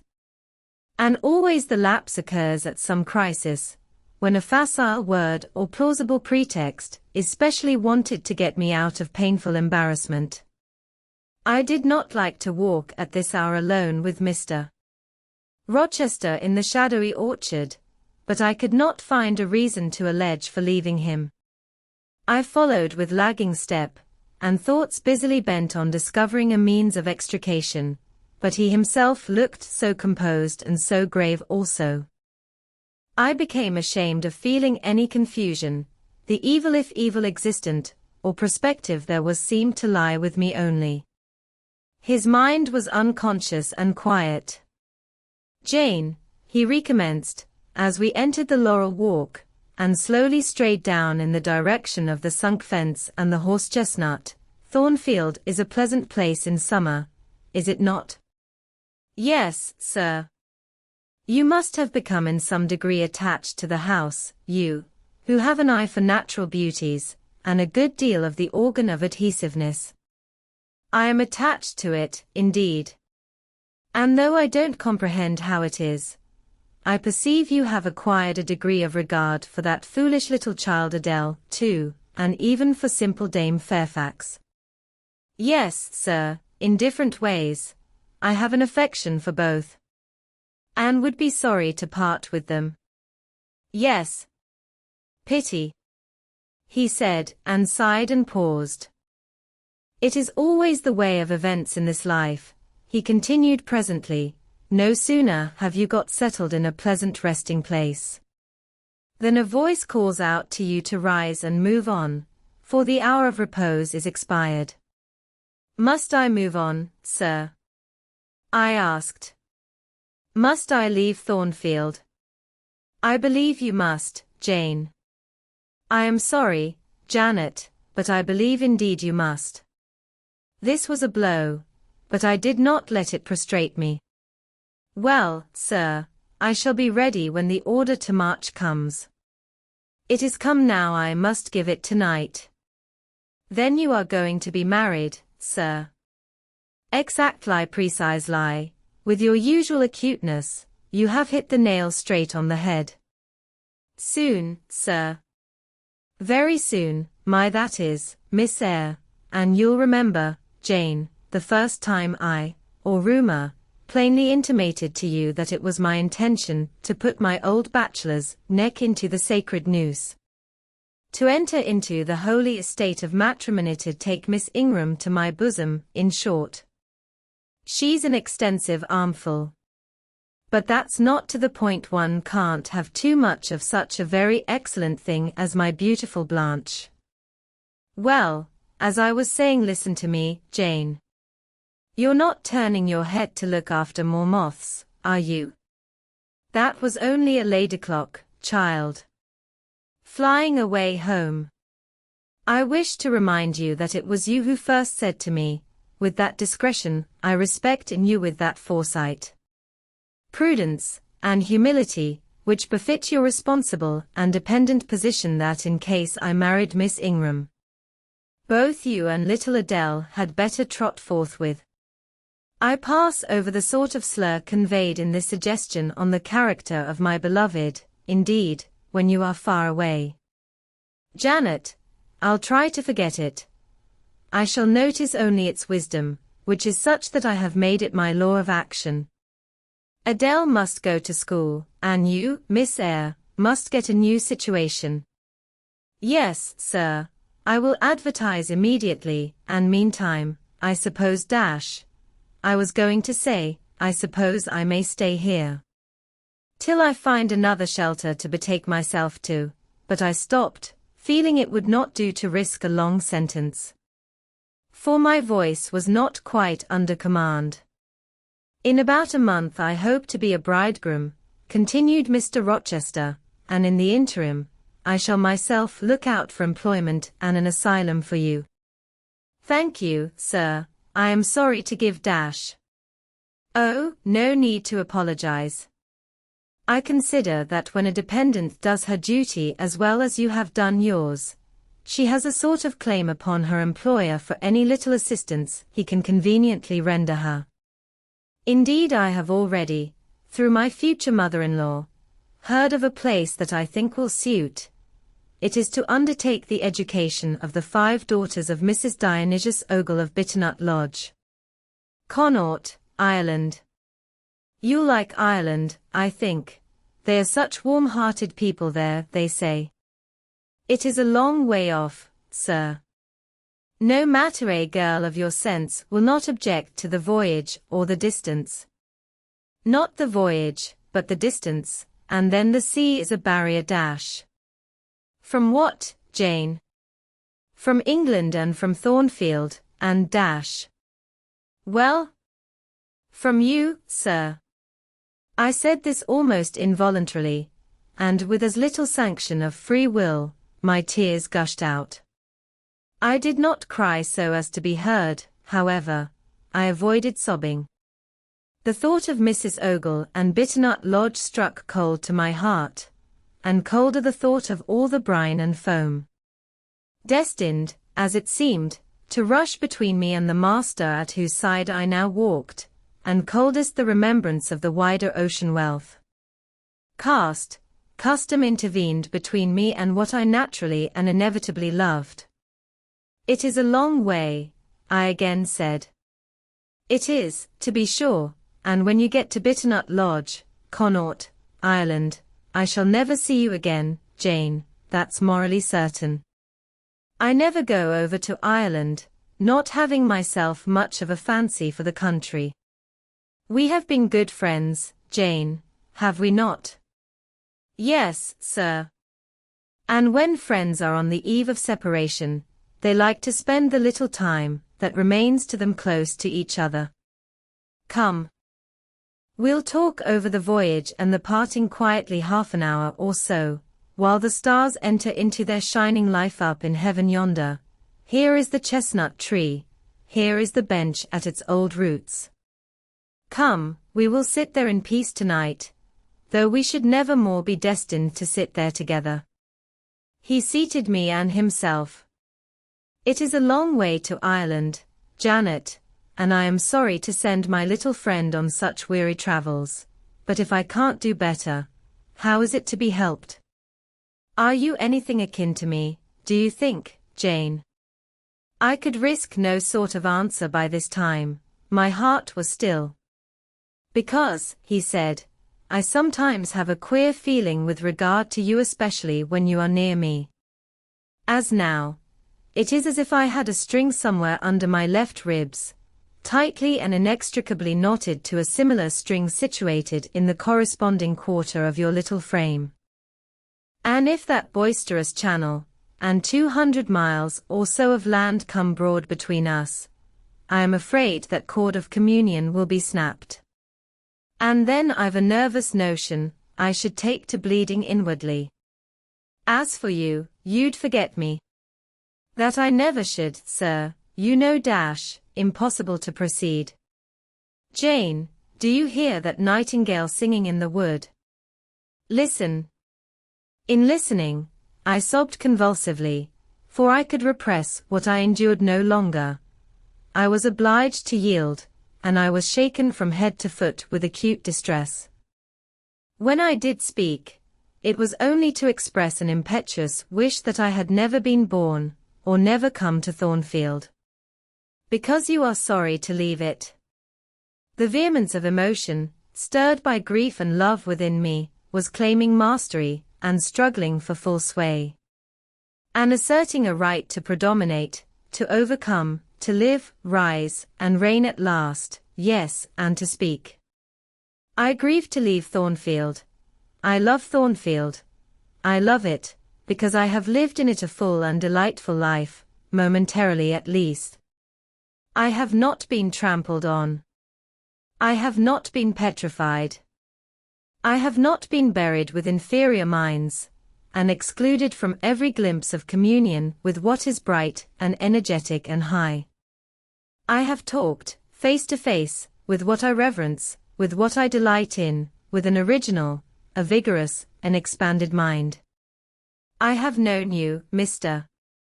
Rochester, and it strikes me with terror and anguish to feel I absolutely must be torn from you forever. I see the necessity of departure, and it is like looking on the necessity of death. Where do you see the necessity? He asked suddenly. Where? You, sir, have placed it before me. In what shape? In the shape of Miss Ingram, a noble and beautiful woman, your bride. My bride. What bride? I have no bride. But you will have. Yes, I will. I will. He set his teeth. Then I must go, you have said it yourself. No, you must stay. I swear it and the oath shall be kept. I tell you I must go. I retorted, roused to something like passion. Do you think I can stay to become nothing to you? Do you think I am an automaton? A machine without feelings? And can bear to have my morsel of bread snatched from my lips, and my drop of living water dashed from my cup? Do you think, because I am poor, obscure, plain, and little, I am soulless and heartless? You think wrong. I have as much soul as you, and full as much heart. And if God had gifted me with some beauty and much wealth, I should have made it as hard for you to leave me, as it is now for me to leave you. I am not talking to you now through the medium of custom, conventionalities, nor even of mortal flesh. It is my spirit that addresses your spirit, just as if both had passed through the grave, and we stood at God's feet. Equal, as we are. As we are. Repeated Mr. Rochester so, he added, enclosing me in his arms, gathering me to his breast, pressing his lips on my lips, so, Jane. Yes, so, sir, I rejoined, and yet not so, for you are a married man or as good as a married man. And wed to one inferior, to you to one, with whom you have no sympathy whom, I do not believe you truly love. For I have seen and heard you sneer at her. I would scorn such a union. Therefore I am better than you let me go. Where, Jane? To Ireland. Yes, to Ireland. I have spoken my mind, and can go anywhere now. Jane, be still. Don't struggle so, like a wild frantic bird that is rending its own plumage in its desperation. I am no bird, and no net ensnares me. I am a free human being with an independent will, which I now exert to leave you. Another effort set me at liberty, and I stood erect before him. And your will shall decide your destiny, he said. I offer you my hand, my heart, and a share of all my possessions. You play a farce, which I merely laugh at. I ask you to pass through life at my side to be my second self, and best earthly companion. For that fate you have already made your choice, and must abide by it. Jane, be still a few moments. You are overexcited. I will be still too. A waft of wind came sweeping down the laurel walk, and trembled through the boughs of the chestnut. It wandered away to an indefinite distance it died. The nightingale's song was then the only voice of the hour. In listening to it, I again wept. Mr. Rochester sat quiet, looking at me gently and seriously. "Come to my side, Jane, and let us explain and understand one another." "I will never again come to your side. I am torn away now, and cannot return." "But, Jane, I summon you as my wife. It is you only I intend to marry." I was silent. I thought he mocked me. "Come, Jane, come hither. Your bride stands between us." He rose, and with a stride reached me. "My bride is here," he said, again drawing me to him, "because my equal is here, and my likeness. Jane, will you marry me?" Still I did not answer, and still I writhed myself from his grasp, for I was still incredulous. "Do you doubt me, Jane?" "Entirely." "You have no faith in me?"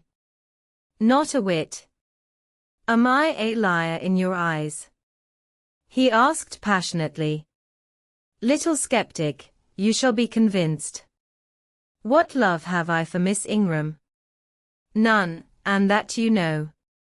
"What love has she for me?" "None, as I have taken pains to prove.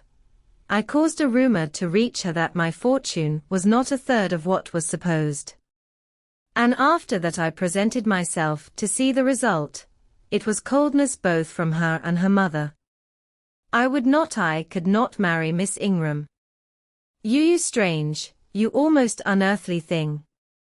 I love as my own flesh. You poor and obscure, and small and plain as you are, I entreat to accept me as a husband." "What, me?" I ejaculated, beginning in his earnestness and especially in his incivility to credit his sincerity. "Me who have not a friend in the world, but you if you are my friend, not a shilling, but what you have given me. You, Jane, I must have you for my own, entirely my own. Will you be mine? Say yes, quickly. Mr. Rochester, let me look at your face. Turn to the moonlight." "Why?" "Because I want to read your countenance. Turn. There. You will find it scarcely more legible than a crumpled, scratched page. Read on, only make haste, for I suffer." His face was very much agitated and very much flushed, and there were strong workings in the features, and strange gleams in the eyes. "Oh, Jane, you torture me!" he exclaimed. "With that searching and yet faithful and generous look, you torture me. How can I do that? If you are true, and your offer real, my only feelings to you must be gratitude and devotion. They cannot torture." "Gratitude!" he ejaculated, and added wildly, "Jane, accept me quickly. Say, Edward, give me my name, Edward, I will marry you. Are you in earnest? Do you truly love me? Do you sincerely wish me to be your wife?" "I do, and if an oath is necessary to satisfy you, I swear it." "Then, sir, I will marry you. Edward, my little wife. Dear Edward. Come to me entirely now," said he, and added, in his deepest tone, speaking in my ear as his cheek was laid on mine, "Make my happiness, I will make yours." "God pardon me," he subjoined ere long, "and man, meddle not with me. I have her, and will hold her. There is no one to meddle, sir. I have no kindred to interfere." "No, that is the best of it," he said. And if I had loved him less, I should have thought his accent and look of exultation savage, but, sitting by him, roused from the nightmare of parting, called to the paradise of union, I thought only of the bliss given me to drink in so abundant a flow. Again and again he said, "Are you happy, Jane?" And again I answered, "Yes." After which he murmured, "It will atone, it will atone." Have I not found her friendless, and cold, and comfortless? Will I not guard, and cherish, and solace her? Is there not love in my heart, and constancy in my resolves?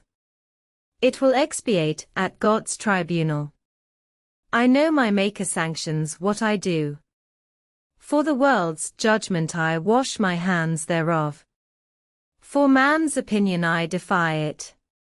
But what had befallen the night? The moon was not yet set, and we were all in shadow.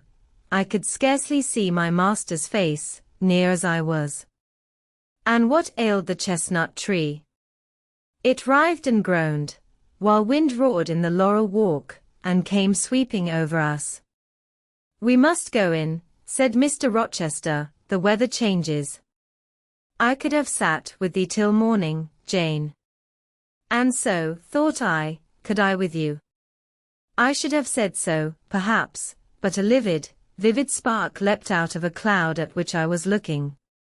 And there was a crack, a crash, and a close rattling peal, and I thought only of hiding my dazzled eyes against Mr. Rochester's shoulder. The rain rushed down. He hurried me up the walk, through the grounds, and into the house, but we were quite wet before we could pass the threshold. He was taking off my shawl in the hall, and shaking the water out of my loosened hair, when Mrs. Fairfax emerged from her room. I did not observe her at first, nor did Mr. Rochester. The lamp was lit. The clock was on the stroke of 12. Hasten to take off your wet things, said he, and before you go, good night, my darling. He kissed me repeatedly. When I looked up, on leaving his arms, there stood the widow, pale, grave, and amazed. I only smiled at her, and ran upstairs. Explanation will do for another time, thought I. Still, when I reached my chamber, I felt a pang at the idea she should even temporarily misconstrue what she had seen. But joy soon effaced every other feeling, and loud as the wind blew, near and deep as the thunder crashed, fierce and frequent as the lightning gleamed, cataract-like as the rain fell during a storm of 2 hours' duration, I experienced no fear and little awe. Mr. Rochester came thrice to my door in the course of it, to ask if I was safe and tranquil. And that was comfort, that was strength for anything. Before I left my bed in the morning, little Adele came running in to tell me that the great horse-chestnut at the bottom of the orchard had been struck by lightning in the night, and half of it split away. Chapter 24. As I rose and dressed, I thought over what had happened, and wondered if it were a dream. I could not be certain of the reality, till I had seen Mr. Rochester again, and heard him renew his words of love and promise. While arranging my hair, I looked at my face in the glass, and felt it was no longer plain. There was hope in its aspect and life in its color. And my eyes seemed as if they had beheld the fount of fruition, and borrowed beams from the lustrous ripple. I had often been unwilling to look at my master, because I feared he could not be pleased at my look, but I was sure I might lift my face to his now, and not cool his affection by its expression. I took a plain, but clean and light summer dress from my drawer and put it on. It seemed no attire had ever so well become me, because none had I ever worn in so blissful a mood.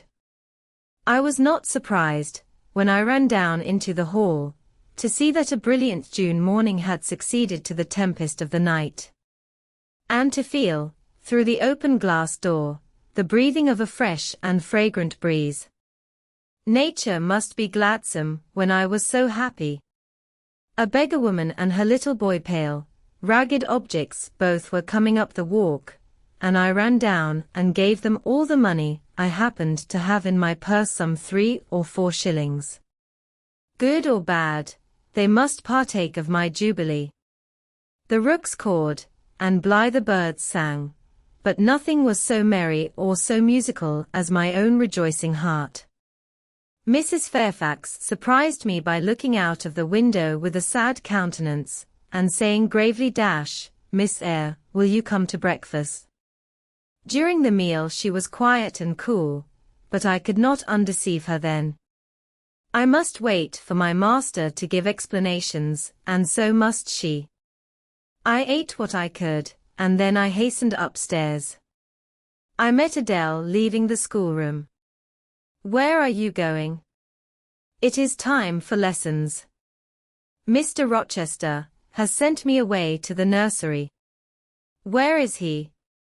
"In there," pointing to the apartment she had left, and I went in, and there he stood. "Come and bid me good morning," said he.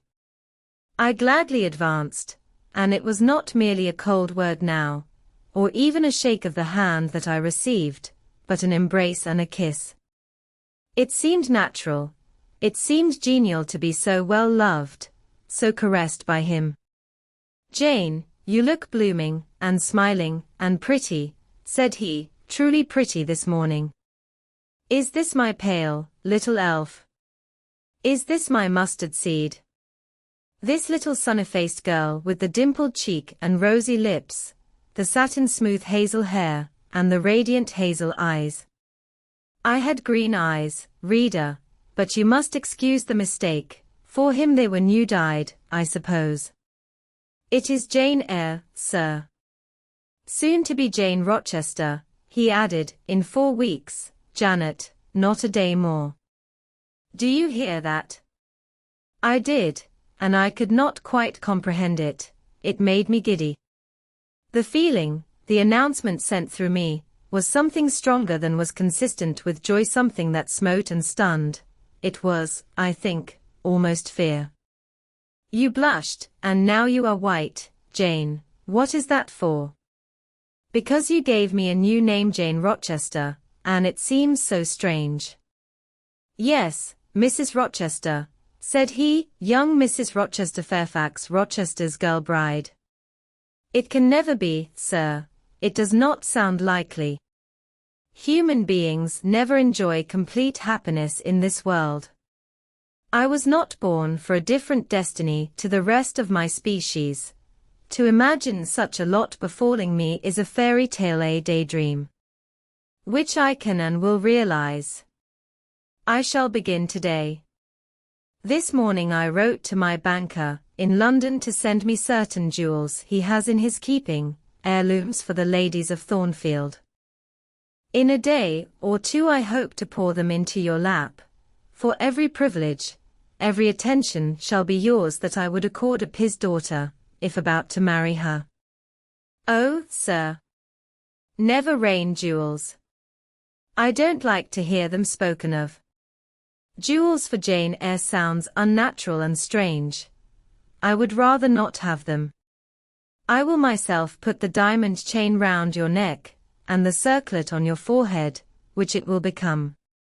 For nature, at least, has stamped her patent of nobility on this brow, Jane, and I will clasp the bracelets on these fine wrists, and load these fairy-like fingers with rings. No, no, sir. Think of other subjects, and speak of other things, and in another strain. Don't address me as if I were a beauty. I am your plain, Quakerish governess. You are a beauty in my eyes, and a beauty just after the desire of my heart, delicate and aerial. Puny and insignificant, you mean. You are dreaming, sir, or you are sneering. For God's sake, don't be ironical. I will make the world acknowledge you a beauty, too, he went on, while I really became uneasy at the strain he had adopted, because I felt he was either deluding himself, or trying to delude me. I will attire my Jane in satin and lace, and she shall have roses in her hair, and I will cover the head I love best with a priceless veil. And then you won't know me, sir, and I shall not be your Jane Eyre any longer, but an ape in a harlequin's jacket, a jay in borrowed plumes. I would as soon see you, Mr. Rochester, tricked out in stage trappings, as myself clad in a court lady's robe. And I don't call you handsome, sir, though I love you most dearly, far too dearly to flatter you. Don't flatter me. He pursued his theme, however, without noticing my deprecation. This very day, I shall take you in the carriage to Millcote, and you must choose some dresses for yourself. I told you we shall be married in 4 weeks. The wedding is to take place quietly, in the church down below yonder, and then I shall waft you away at once to town. After a brief stay there, I shall bear my treasure to regions nearer the sun, to French vineyards and Italian plains. And she shall see whatever is famous in old story and in modern record. She shall taste, too, of the life of cities. And she shall learn to value herself, by just comparison with others. Shall I travel? And with you, sir. You shall sojourn at Paris, Rome, and Naples, at Florence, Venice, and Vienna. All the ground I have wandered over shall be retrodden by you. Wherever I stamped my hoof, your sylph's foot shall step also. 10 years since, I flew through Europe half mad, with disgust, hate, and rage as my companions. Now I shall revisit it healed and cleansed, with a very angel as my comforter. I laughed at him as he said this. I am not an angel, I asserted, and I will not be one till I die. I will be myself. Mr. Rochester, you must neither expect nor exact anything celestial of me, for you will not get it, any more than I shall get it of you, which I do not at all anticipate. What do you anticipate of me? For a little while you will perhaps be as you are now, a very little while, and then you will turn cool. And then you will be capricious, and then you will be stern, and I shall have much ado to please you. But when you get well used to me, you will perhaps like me again, like me, I say, not love me. I suppose your love will effervesce in 6 months, or less. I have observed in books written by men, that period assigned as the farthest to which a husband's ardor extends. Yet, after all, as a friend and companion, I hope never to become quite distasteful to my dear master. Distasteful. And like you again. I think I shall like you again, and yet again, and I will make you confess I do not only like, but love you with truth, fervor, constancy. Yet are you not capricious, sir? To women who please me only by their faces, I am the very devil, when I find out they have neither souls nor hearts, when they open to me a perspective of flatness, triviality, and perhaps imbecility, coarseness, and ill temper, but to the clear eye and eloquent tongue, to the soul made of fire, and the character that bends, but does not break, at once supple and stable, tractable and consistent, I am ever tender and true. Had you ever experience of such a character, sir? Did you ever love such an one? I love it now. But before me, if I, indeed, in any respect come up to your difficult standard, I never met your likeness. Jane, you please me, and you master me, you seem to submit, and I like the sense of pliancy you impart. And while I am twining the soft, silken skein round my finger, it sends a thrill up my arm to my heart. I am influence conquered, and the influence is sweeter than I can express, and the conquest I undergo has a witchery beyond any triumph I can win. Why do you smile, Jane? What does that inexplicable, that uncanny turn of countenance mean? I was thinking, sir, you will excuse the idea, it was involuntary. I was thinking of Hercules and Samson with their charmers dash. You were, you little elfish dash. Hush, sir. You don't talk very wisely just now, any more than those gentlemen acted very wisely. However, had they been married, they would no doubt by their severity as husbands have made up for their softness as suitors, and so will you, I fear. I wonder how you will answer me a year hence, should I ask a favor it does not suit your convenience or pleasure to grant. Ask me something now, Janet, the least thing. I desire to be entreated. Indeed I will, sir. I have my petition all ready. Speak. But if you look up and smile with that countenance, I shall swear concession before I know to what, and that will make a fool of me. Not at all, sir. I ask only this. Don't send for the jewels, and don't crown me with roses. You might as well put a border of gold lace round that plain pocket handkerchief you have there. I might as well gild refined gold. I know it. Your request is granted then for the time. I will remand the order I despatched to my banker. But you have not yet asked for anything. You have prayed a gift to be withdrawn. Try again. Well then, sir, have the goodness to gratify my curiosity, which is much piqued on one point. He looked disturbed. What? What? He said hastily. But there can be no danger in complying with this, sir. Utter it, Jane, but I wish that instead of a mere inquiry into, perhaps, a secret, it was a wish for half my estate. Now, King Ahasuerus, what do I want with half your estate? Do you think I am a usurer, seeking good investment in land? I would much rather have all your confidence. You will not exclude me from your confidence if you admit me to your heart. You are welcome to all my confidence that is worth having, Jane, but for God's sake, don't desire a useless burden. Don't long for poison. Don't turn out a downright Eve on my hands. Why not, sir? You have just been telling me how much you like to be conquered, and how pleasant overpersuasion is to you.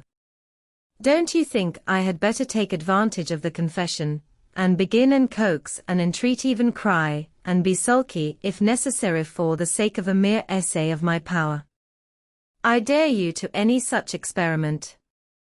Encroach, presume, and the game is up. Is it, sir? You soon give in. How stern you look now. Your eyebrows have become as thick as my finger, and your forehead resembles what, in some very astonishing poetry, I once saw styled, a blue-piled thunderloft. That will be your married look, sir, I suppose. If that will be your married look, I, as a Christian, will soon give up the notion of consorting with a mere sprite, or salamander. But what had you to ask? Thing, out with it. There, you are less than civil now, and I like rudeness a great deal better than flattery. I had rather be a thing than an angel. This is what I have to ask. Why did you take such pains to make me believe you wished to marry Miss Ingram? Is that all? Thank God it is no worse. And now he unknit his black brows, looked down, smiling at me, and stroked my hair, as if well pleased at seeing a danger averted. I think I may confess, he continued, even although I should make you a little indignant, Jane and I have seen what a fire spirit you can be when you are indignant. You glowed in the cool moonlight last night, when you mutinied against fate, and claimed your rank as my equal. Janet, by the by, it was you who made me the offer. Of course I did. But to the point, if you please, Sir. Miss Ingram. Well, I feigned courtship of Miss Ingram, because I wished to render you as madly in love with me as I was with you. And I knew jealousy would be the best ally I could call in for the furtherance of that end. Excellent. Now you are small, not one whit bigger than the end of my little finger. It was a burning shame and a scandalous disgrace to act in that way. Did you think nothing of Miss Ingram's feelings, sir? Her feelings are concentrated in one pride, and that needs humbling. Were you jealous, Jane? Never mind, Mr. Rochester. It is in no way interesting to you to know that. Answer me truly once more. Do you think Miss Ingram will not suffer from your dishonest coquetry? Won't she feel forsaken and deserted? Impossible.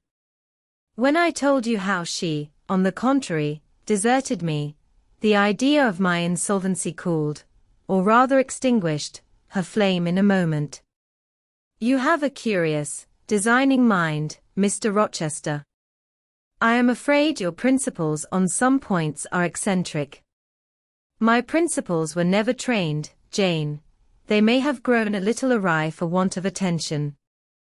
Once again, seriously, may I enjoy the great good that has been vouchsafed to me, without fearing that any one else is suffering the bitter pain I myself felt a while ago. That you may, my good little girl. There is not another being in the world has the same pure love for me as yourself, for I lay that pleasant unction to my soul, Jane, a belief in your affection. I turned my lips to the hand that lay on my shoulder. I loved him very much more than I could trust myself to say, more than words had power to express. Ask something more, he said presently. It is my delight to be entreated, and to yield. I was again ready with my request. Communicate your intentions to Mrs. Fairfax, sir. She saw me with you last night in the hall, and she was shocked. Give her some explanation, before I see her again. It pains me to be misjudged by so good a woman. Go to your room, and put on your bonnet, he replied. I mean you to accompany me to Millcote this morning, and while you prepare for the drive, I will enlighten the old lady's understanding. Did she think, Janet, you had given the world for love, and considered it well lost? I believe she thought I had forgotten my station, and yours, sir. Station? Station? Your station is in my heart, and on the necks of those who would insult you, now or hereafter. Go.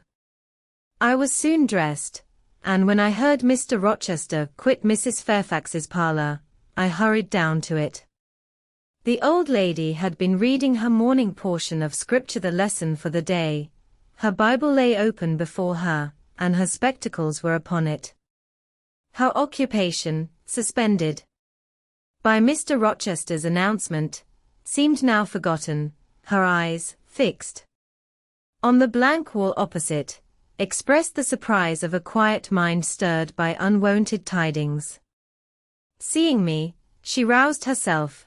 She made a sort of effort to smile, and framed a few words of congratulation, but the smile expired, and the sentence was abandoned unfinished. She put up her spectacles, shut the Bible, and pushed her chair back from the table. I feel so astonished, she began. I hardly know what to say to you, Miss Eyre. I have surely not been dreaming, have I? Sometimes I half fall asleep, when I am sitting alone and fancy things that have never happened. It has seemed to me more than once when I have been in a doze, that my dear husband, who died 15 years since, has come in and sat down beside me, and that I have even heard him call me by my name, Alice, as he used to do. Now, can you tell me whether it is actually true that Mr. Rochester has asked you to marry him? Don't laugh at me. But I really thought he came in here 5 minutes ago, and said that in a month you would be his wife. He has said the same thing to me, I replied. He has. Do you believe him? Have you accepted him? Yes. She looked at me bewildered. I could never have thought it. He is a proud man. All the Rochesters were proud, and his father, at least, liked money. He, too, has always been called careful. He means to marry you. He tells me so. She surveyed my whole person. In her eyes I read that they had there found no charm powerful enough to solve the enigma. It passes me, she continued, but no doubt it is true since you say so. How it will answer, I cannot tell. I really don't know. Equality of position and fortune is often advisable in such cases, and there are 20 years of difference in your ages. He might almost be your father. No, indeed, Mrs. Fairfax, exclaimed I, nettled, he is nothing like my father. No one, who saw us together, would suppose it for an instant. Mr. Rochester looks as young, and is as young, as some men at 25. Is it really for love he is going to marry you? She asked. I was so hurt by her coldness and skepticism, that the tears rose to my eyes. I am sorry to grieve you, pursued the widow, but you are so young, and so little acquainted with men, I wish to put you on your guard. It is an old saying that all is not gold that glitters, and in this case I do fear there will be something found to be different to what either you or I expect. Why? Am I a monster? I said, is it impossible that Mr. Rochester should have a sincere affection for me? No, you are very well, and much improved of late, and Mr. Rochester, I dare say, is fond of you. I have always noticed that you were a sort of pet of his. There are times when, for your sake, I have been a little uneasy at his marked preference, and have wished to put you on your guard, but I did not like to suggest even the possibility of wrong. I knew such an idea would shock, perhaps offend you, and you were so discreet, and so thoroughly modest and sensible, I hoped you might be trusted to protect yourself. Last night I cannot tell you what I suffered when I sought all over the house, and could find you nowhere, nor the master either, and then, at 12 o'clock, saw you come in with him. Well, never mind that now, I interrupted impatiently, it is enough that all was right. I hope all will be right in the end, she said, but believe me, you cannot be too careful. Try and keep Mr. Rochester at a distance. Distrust yourself as well as him. Gentlemen in his station are not accustomed to marry their governesses. I was growing truly irritated. Happily, Adele ran in. Let me go to Millcote too, she cried. Mr. Rochester won't, though there is so much room in the new carriage. Beg him to let me go, mademoiselle. That I will, Adele, and I hastened away with her, glad to quit my gloomy monitress. The carriage was ready, they were bringing it round to the front, and my master was pacing the pavement, Pilot following him backwards and forwards. Adele may accompany us, may she not, sir? I told her no. I'll have no brats. I'll have only you. Do let her go, Mr. Rochester, if you please, it would be better. Not it, she will be a restraint. He was quite peremptory, both in look and voice. The chill of Mrs. Fairfax's warnings, and the damp of her doubts were upon me. Something of unsubstantiality and uncertainty had beset my hopes. I half lost the sense of power over him. I was about mechanically to obey him, without further remonstrance, but as he helped me into the carriage, he looked at my face. What is the matter? He asked. All the sunshine is gone. Do you really wish the bairn to go? Will it annoy you if she is left behind? I would far rather she went, sir. Then off for your bonnet, and back like a flash of lightning, cried he to Adele. She obeyed him with what speed she might. After all, a single morning's interruption will not matter much, said he, when I mean shortly to claim your thoughts, conversation, and company for life. Adele, when lifted in, commenced kissing me, by way of expressing her gratitude for my intercession. She was instantly stowed away into a corner on the other side of him. She then peeped round to where I sat. So stern a neighbor was too restrictive, to him, in his present fractious mood, she dared whisper no observations, nor ask of him any information. "Let her come to me," I entreated. "She will, perhaps, trouble you, sir. There is plenty of room on this side." He handed her over as if she had been a lapdog. "I'll send her to school yet," he said, but now he was smiling. Adele heard him, and asked if she was to go to school, sans mademoiselle. "Yes," he replied, "absolutely sans mademoiselle, for I am to take mademoiselle to the moon, and there I shall seek a cave in one of the white valleys among the volcano tops. And mademoiselle shall live with me there, and only me. She will have nothing to eat. You will starve her," observed Adele. "I shall gather manna for her morning and night. The plains and hillsides in the moon are bleached with manna, Adele. She will want to warm herself. What will she do for a fire? Fire rises out of the lunar mountains. When she is cold, I'll carry her up to a peak, and lay her down on the edge of a crater. Oh, tu seras mal plus comfortable. And her clothes, they will wear out. How can she get new ones?" Mr. Rochester professed to be puzzled. "Hem," said he. "What would you do, Adele? Cudgel your brains for an expedient. How would a white or a pink cloud answer for a gown, do you think? And one could cut a pretty enough scarf out of a rainbow. She is far better as she is," concluded Adele, after musing some time. "Besides, she would get tired of living with only you in the moon. If I were mademoiselle, I would never consent to go with you." "She has consented. She has pledged her word." "But you can't get her there. There is no road to the moon. It is all air, and neither you nor she can fly. Adele, look at that field." We were now outside Thornfield gates, and bowling lightly along the smooth road to Millcote, where the dust was well laid by the thunderstorm, and where the low hedges and lofty timber trees on each side glistened green and rain-refreshed. In that field, Adele, I was walking late one evening about a fortnight since the evening of the day you helped me to make hay in the orchard meadows.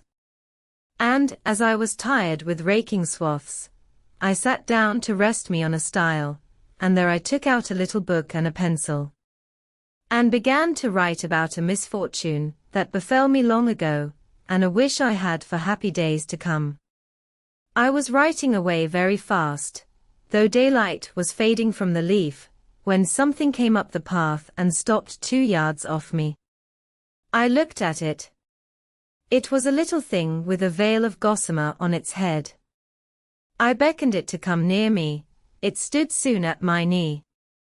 It was a fairy, and come from Elfland, it said, and its errand was to make me happy. I must go with it out of the common world to a lonely place such as the moon. For instance, and it nodded its head towards her horn, rising over Hay Hill. It told me of the alabaster cave and silver vale where we might live. I said I should like to go, but reminded it, as you did me, that I had no wings to fly. "Oh," returned the fairy, "that does not signify. Here is a talisman will remove all difficulties," and she held out a pretty gold ring.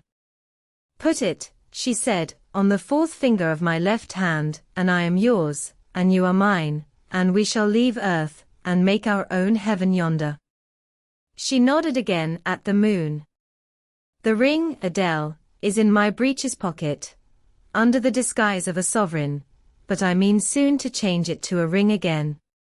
"But what has mademoiselle to do with it?" "I don't care for the fairy. You said it was mademoiselle you would take to the moon." "Mademoiselle is a fairy," he said, whispering mysteriously.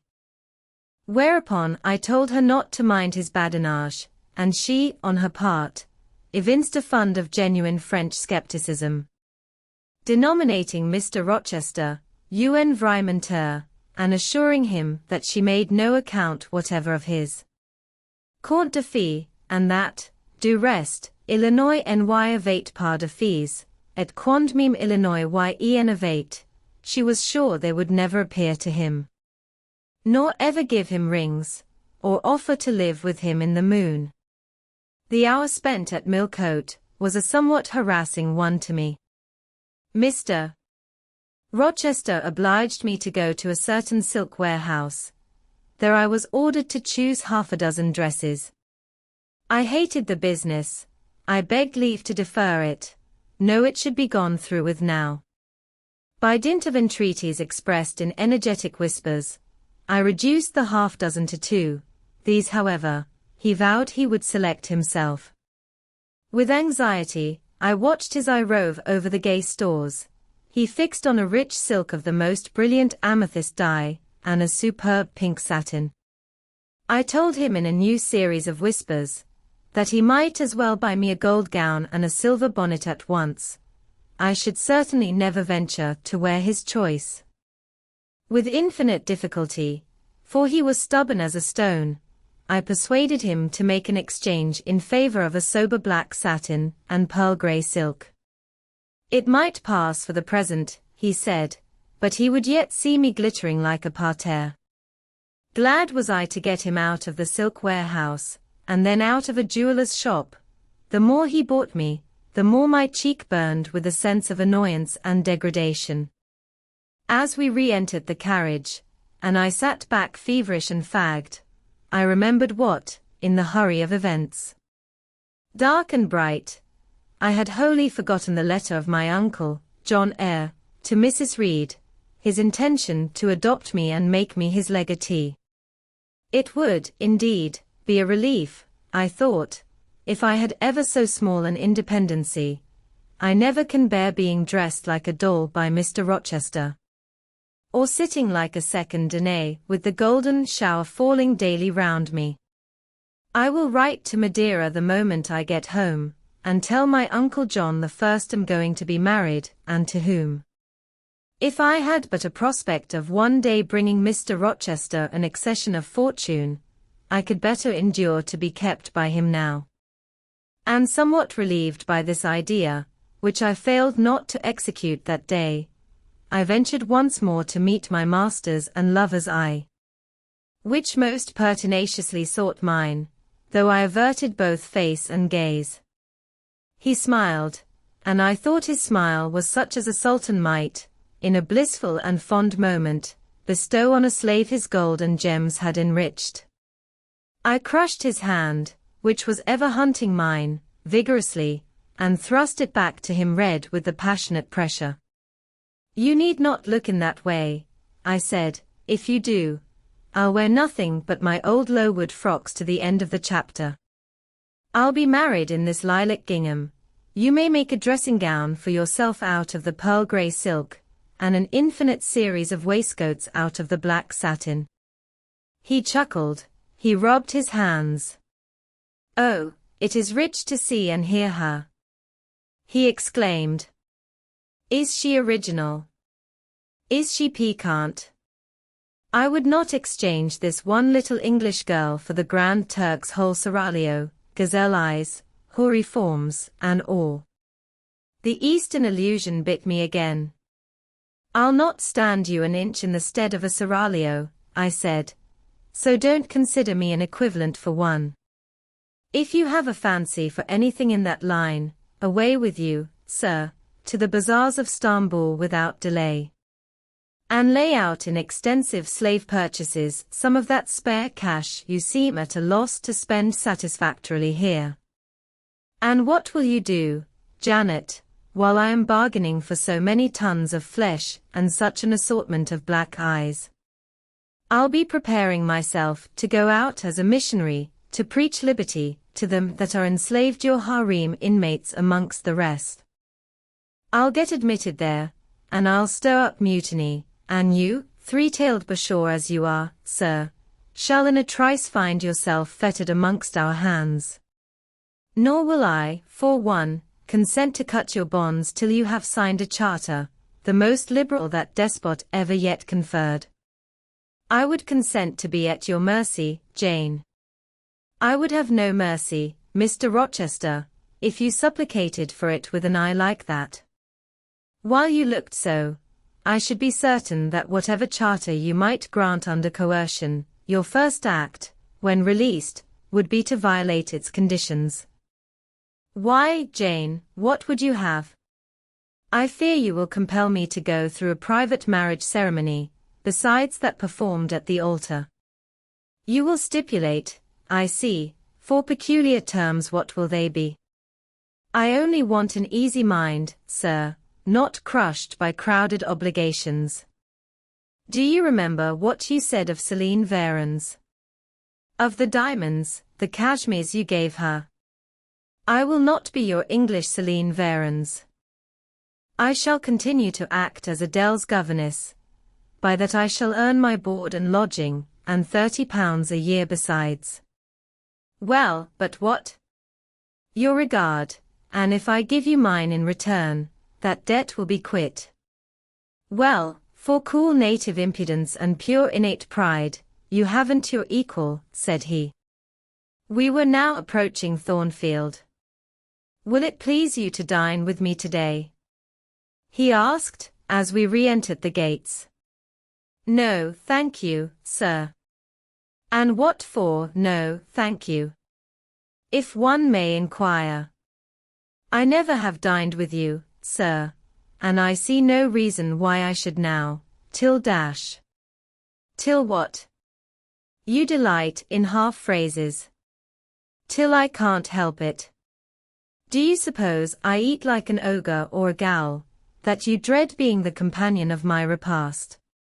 I have formed no supposition on the subject, sir, but I want to go on as usual for another month. You will give up your governessing slavery at once. Indeed, begging your pardon, sir, I shall not. I shall just go on with it as usual. I shall keep out of your way all day, as I have been accustomed to do. You may send for me in the evening, when you feel disposed to see me, and I'll come then, but at no other time. I want a smoke, Jane, or a pinch of snuff, to comfort me under all this. Pour me donna one contenance, as Adele would say, and unfortunately I have neither my cigar case, nor my snuff box. But listen, whisper. It is your time now, little tyrant, but it will be mine presently, and when once I have fairly seized you. To have and to hold, I'll just figuratively speaking attach you to a chain like this. Touching his watch-guard. Yes, bonny wee thing. I'll wear you in my bosom, lest my jewel eye should tine. He said this as he helped me to alight from the carriage, and while he afterwards lifted out Adele, I entered the house, and made good my retreat upstairs. He duly summoned me to his presence in the evening. I had prepared an occupation for him, for I was determined not to spend the whole time in a tete-a-tete conversation. I remembered his fine voice. I knew he liked to sing. Good singers generally do.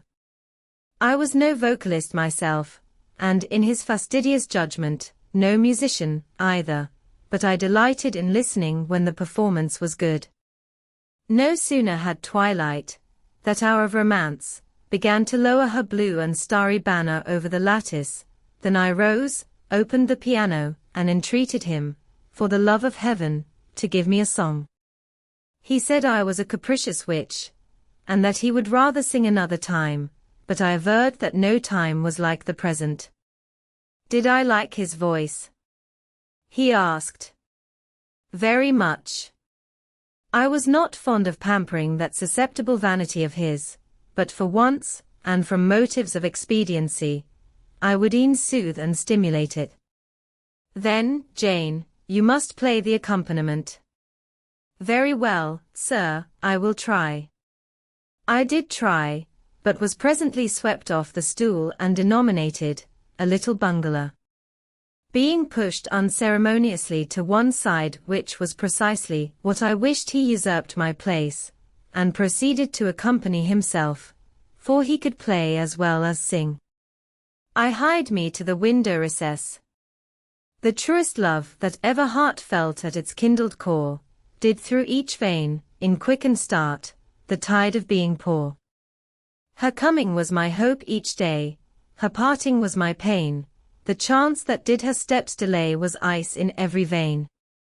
I dreamed it would be nameless bliss, as I loved to be, and to this object did I press as blind as eagerly.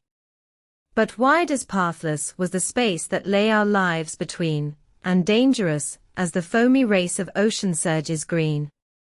And haunted as a robber path through wilderness or wood, for might and right, and woe and wrath, between our spirits stood.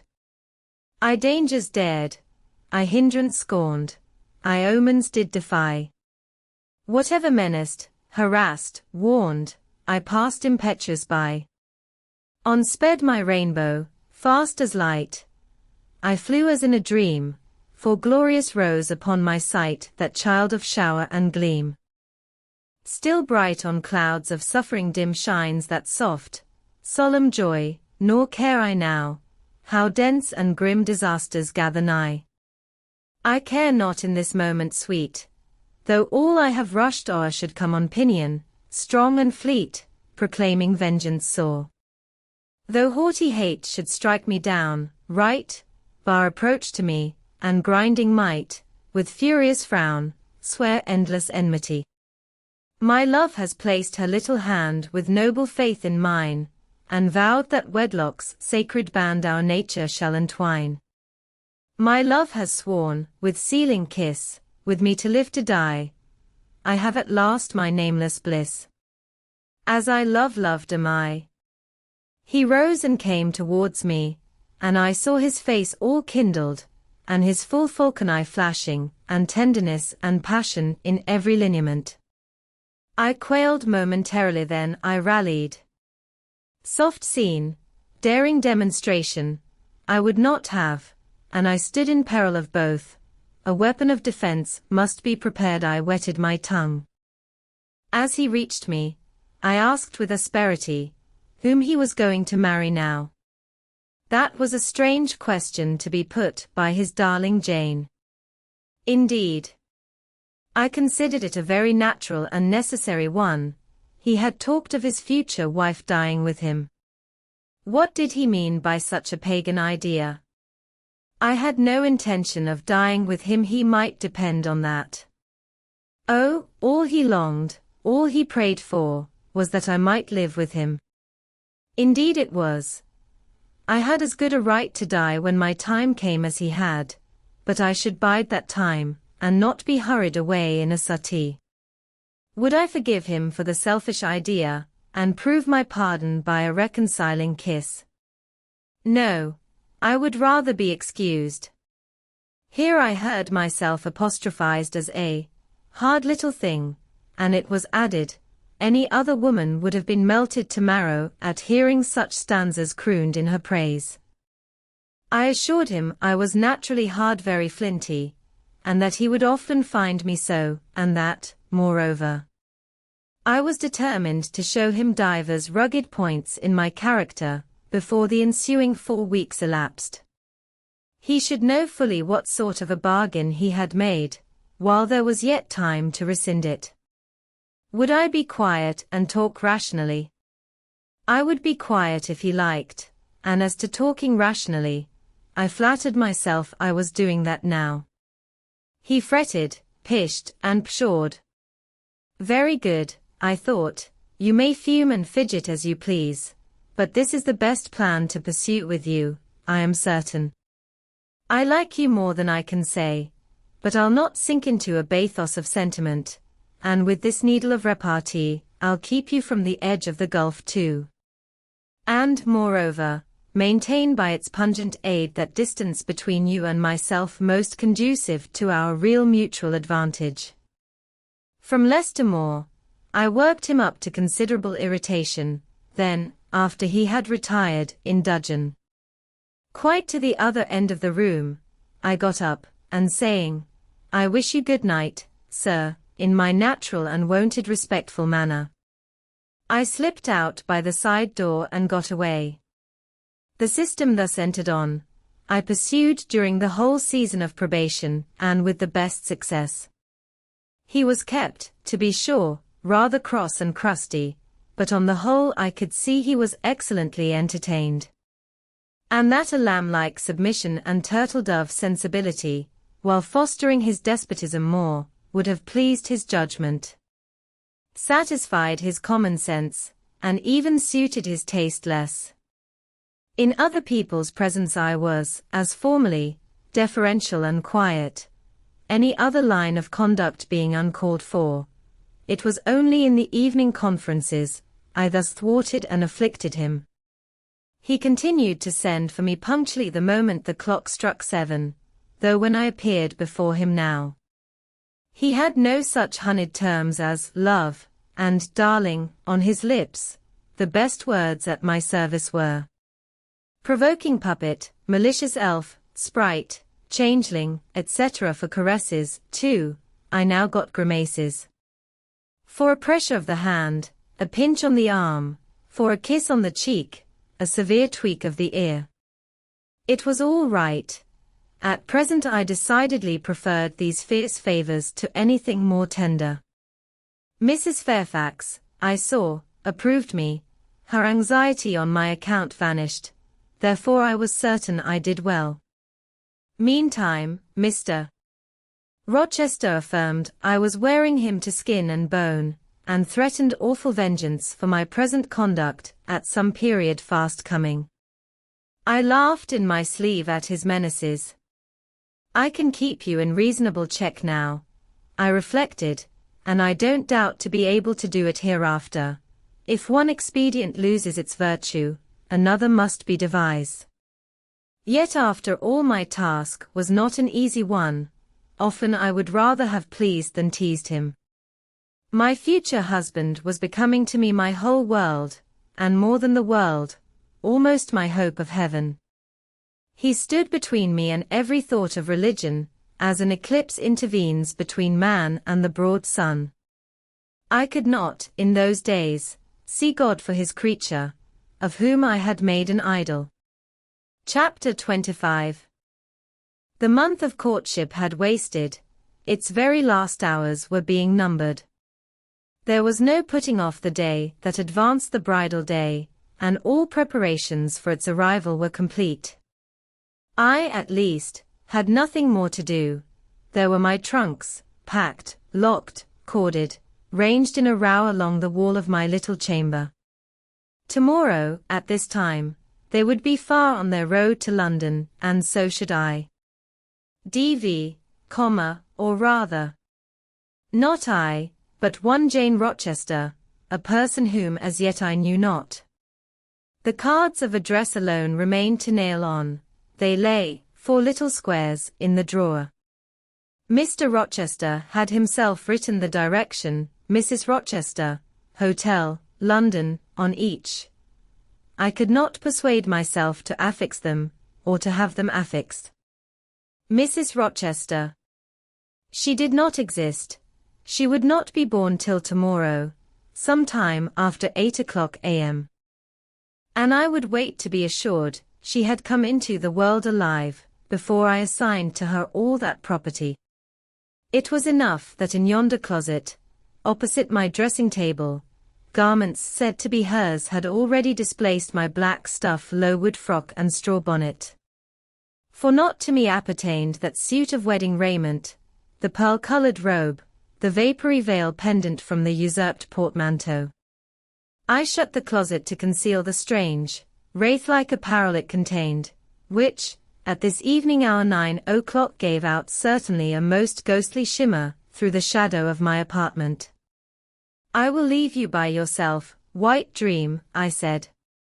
I am feverish. I hear the wind blowing. I will go out of doors and feel it.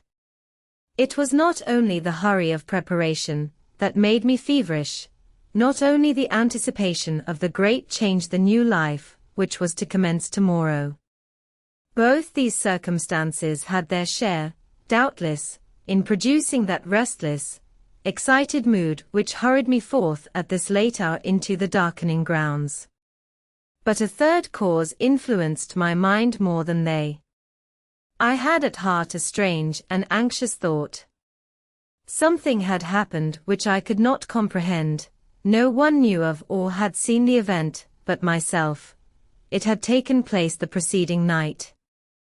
Mr. Rochester that night was absent from home, nor was he yet returned. Business had called him to a small estate of 2 or 3 farms. He possessed 30 miles off business. It was requisite he should settle in person, previous to his meditated departure from England. I waited now his return, eager to disburthen my mind, and to seek of him the solution of the enigma that perplexed me. Stay till he comes, reader, and when I disclose my secret to him, you shall share the confidence. I sought the orchard, driven to its shelter by the wind, which all day had blown strong and full from the south, without, however, bringing a speck of rain. Instead of subsiding as night drew on, it seemed to augment its rush and deepen its roar.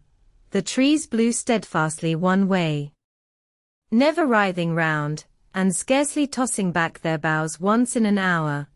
So continuous was the strain bending their branchy heads northward. The clouds drifted from pole to pole, fast following, mass on mass. No glimpse of blue sky had been visible that July day. It was not without a certain wild pleasure I ran before the wind, delivering my trouble of mind to the measureless air torrent thundering through space. Descending the laurel walk, I faced the wreck of the chestnut tree. It stood up black and riven, the trunk, split down the center, gasped ghastly. The cloven halves were not broken from each other, for the firm base and strong roots kept them unsundered below. Though community of vitality was destroyed, the sap could flow no more. Their great boughs on each side were dead, and next winter's tempests would be sure to fell one or both to earth. As yet, however, they might be said to form one tree a ruin, but an entire ruin. You did right to hold fast to each other, I said, as if the monster splinters were living things, and could hear me. I think, scathed as you look, and charred and scorched, there must be a little sense of life in you yet, rising out of that adhesion at the faithful, honest roots. You will never have green leaves more, never more sea birds making nests and singing idyls in your boughs. The time of pleasure and love is over with you, but you are not desolate.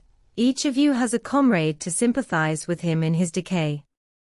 As I looked up at them, the moon appeared momentarily in that part of the sky which filled their fissure. Her disk was blood-red and half overcast. She seemed to throw on me one bewildered, dreary glance, and buried herself again instantly in the deep drift of cloud.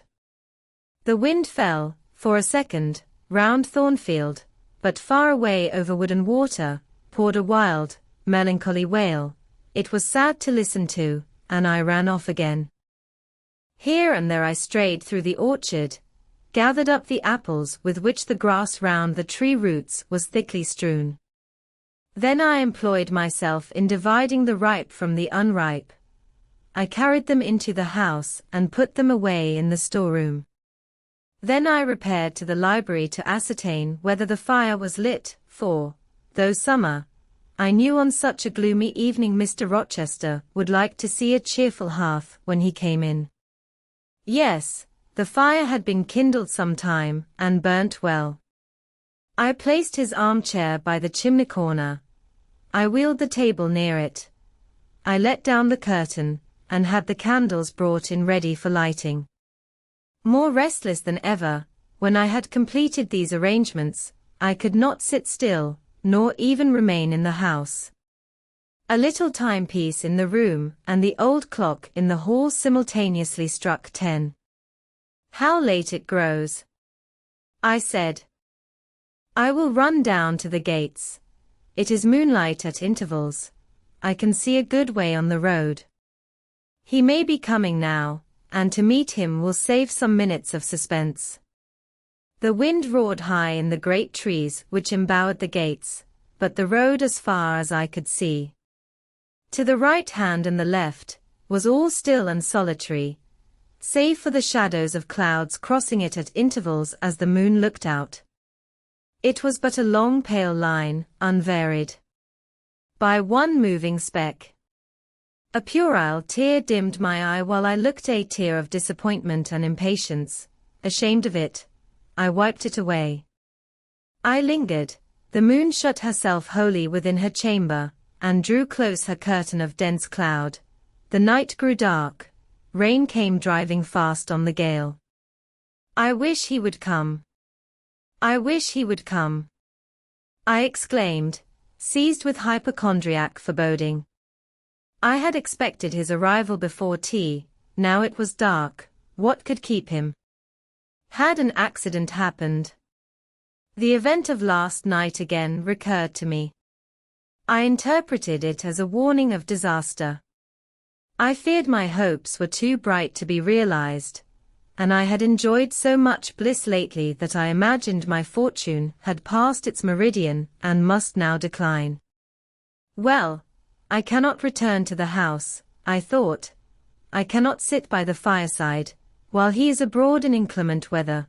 Better tire my limbs than strain my heart. I will go forward and meet him. I set out.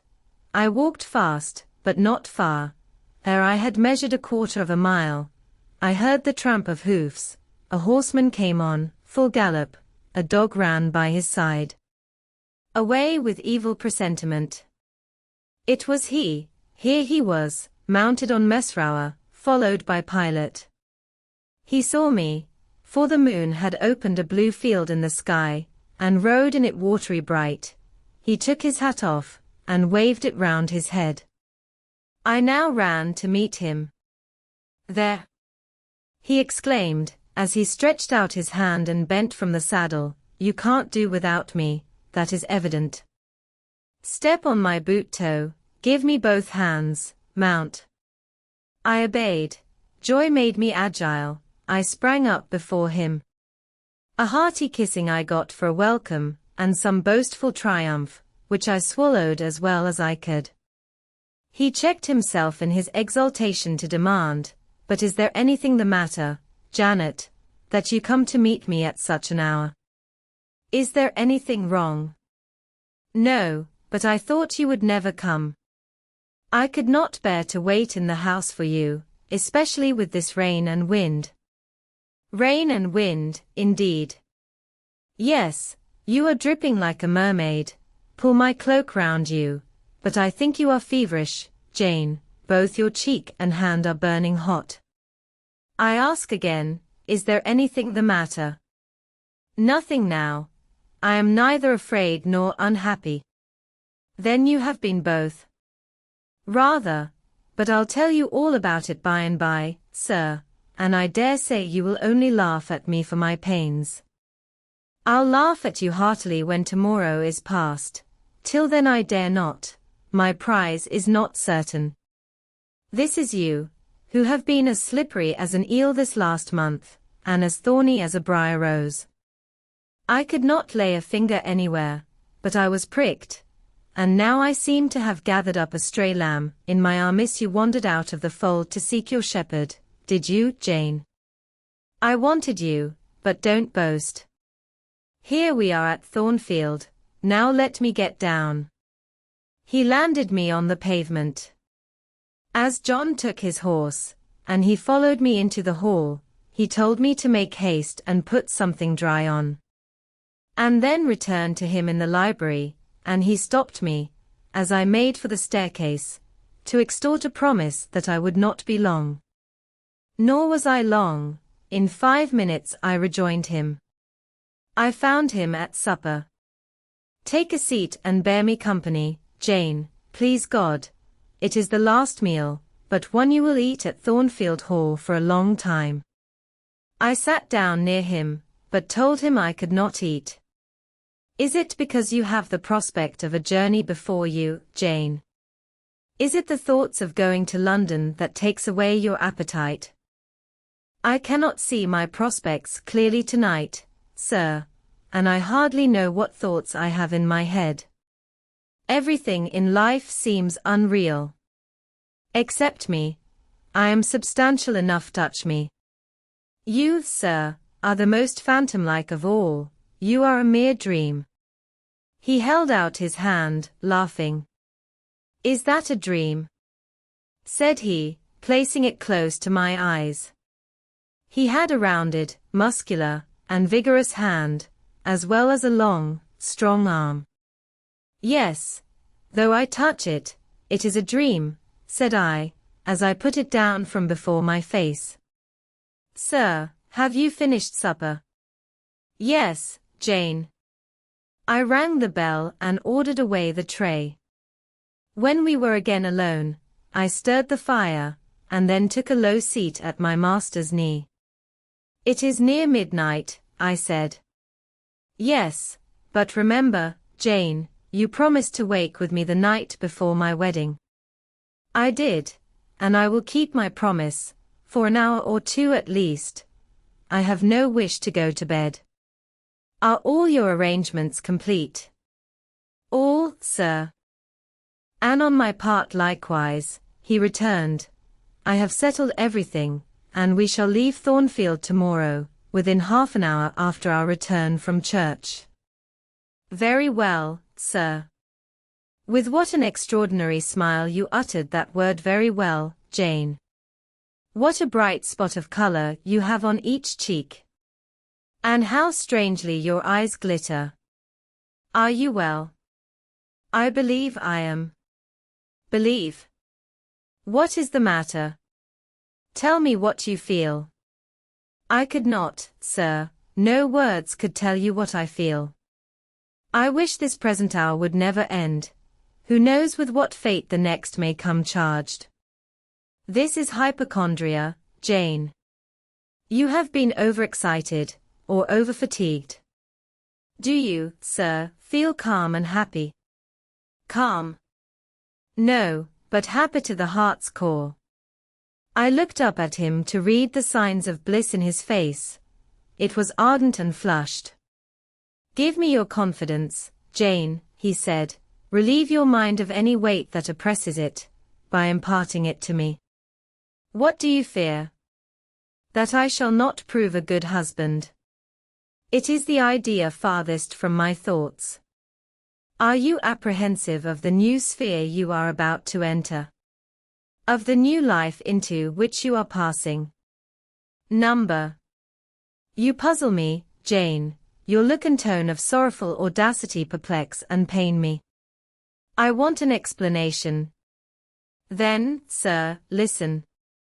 You were from home last night. I was. I know that, and you hinted a while ago at something which had happened in my absence, nothing, probably, of consequence, but, in short, it has disturbed you. Let me hear it. Mrs. Fairfax has said something, perhaps. Or you have overheard the servants' talk. Your sensitive self-respect has been wounded. No, sir. It struck 12. I waited till the timepiece had concluded its silver chime, and the clock its hoarse, vibrating stroke, and then I proceeded. All day yesterday, I was very busy, and very happy in my ceaseless bustle, for I am not, as you seem to think, troubled by any haunting fears about the new sphere, etc. I think it a glorious thing to have the hope of living with you. Because I love you. No, sir, don't caress me now, let me talk undisturbed. Yesterday, I trusted well in Providence, and believed that events were working together for your good and mine.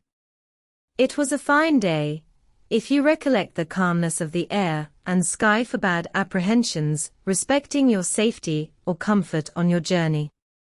I walked a little while on the pavement after tea, thinking of you, and I beheld you in imagination so near me, I scarcely missed your actual presence. I thought of the life that lay before me, your life, so an existence more expansive and stirring than my own. As much more so as the depths of the sea to which the brook runs, are than the shallows of its own straight channel. I wondered why moralists call this world a dreary wilderness. For me it blossomed like a rose. Just at sunset, the air turned cold and the sky cloudy. I went in. Sophie called me upstairs to look at my wedding dress, which they had just brought, and under it in the box I found your present, the veil which, in your princely extravagance, you sent for from London. Resolved, I suppose, since I would not have jewels, to cheat me into accepting something as costly. I smiled as I unfolded it, and devised how I would tease you about your aristocratic tastes, and your efforts to mask your plebeian bride in the attributes of a peeress. I thought how I would carry down to you the square of unembroidered blonde I had myself prepared as a covering for my low-born head, and ask if that was not good enough for a woman who could bring her husband neither fortune, beauty, nor connections. I saw plainly how you would look, and heard your impetuous republican answers, and your haughty disavowal of any necessity on your part to augment your wealth, or elevate your standing, by marrying either a purse or a coronet. How well you read me, you witch! Interposed Mr. Rochester. But what did you find in the veil besides its embroidery? Did you find poison, or a dagger, that you look so mournful now? No, no, sir, besides the delicacy and richness of the fabric, I found nothing save Fairfax Rochester's pride, and that did not scare me, because I am used to the sight of the demon. But, sir, as it grew dark, the wind rose. It blew yesterday evening, not as it blows now wild and high, but with a sullen, moaning sound far more eerie. I wished you were at home. I came into this room, and the sight of the empty chair and fireless hearth chilled me. For some time after I went to bed, I could not sleep. A sense of anxious excitement distressed me. The gale still rising seemed to my ear to muffle a mournful undersound, whether in the house or abroad I could not at first tell.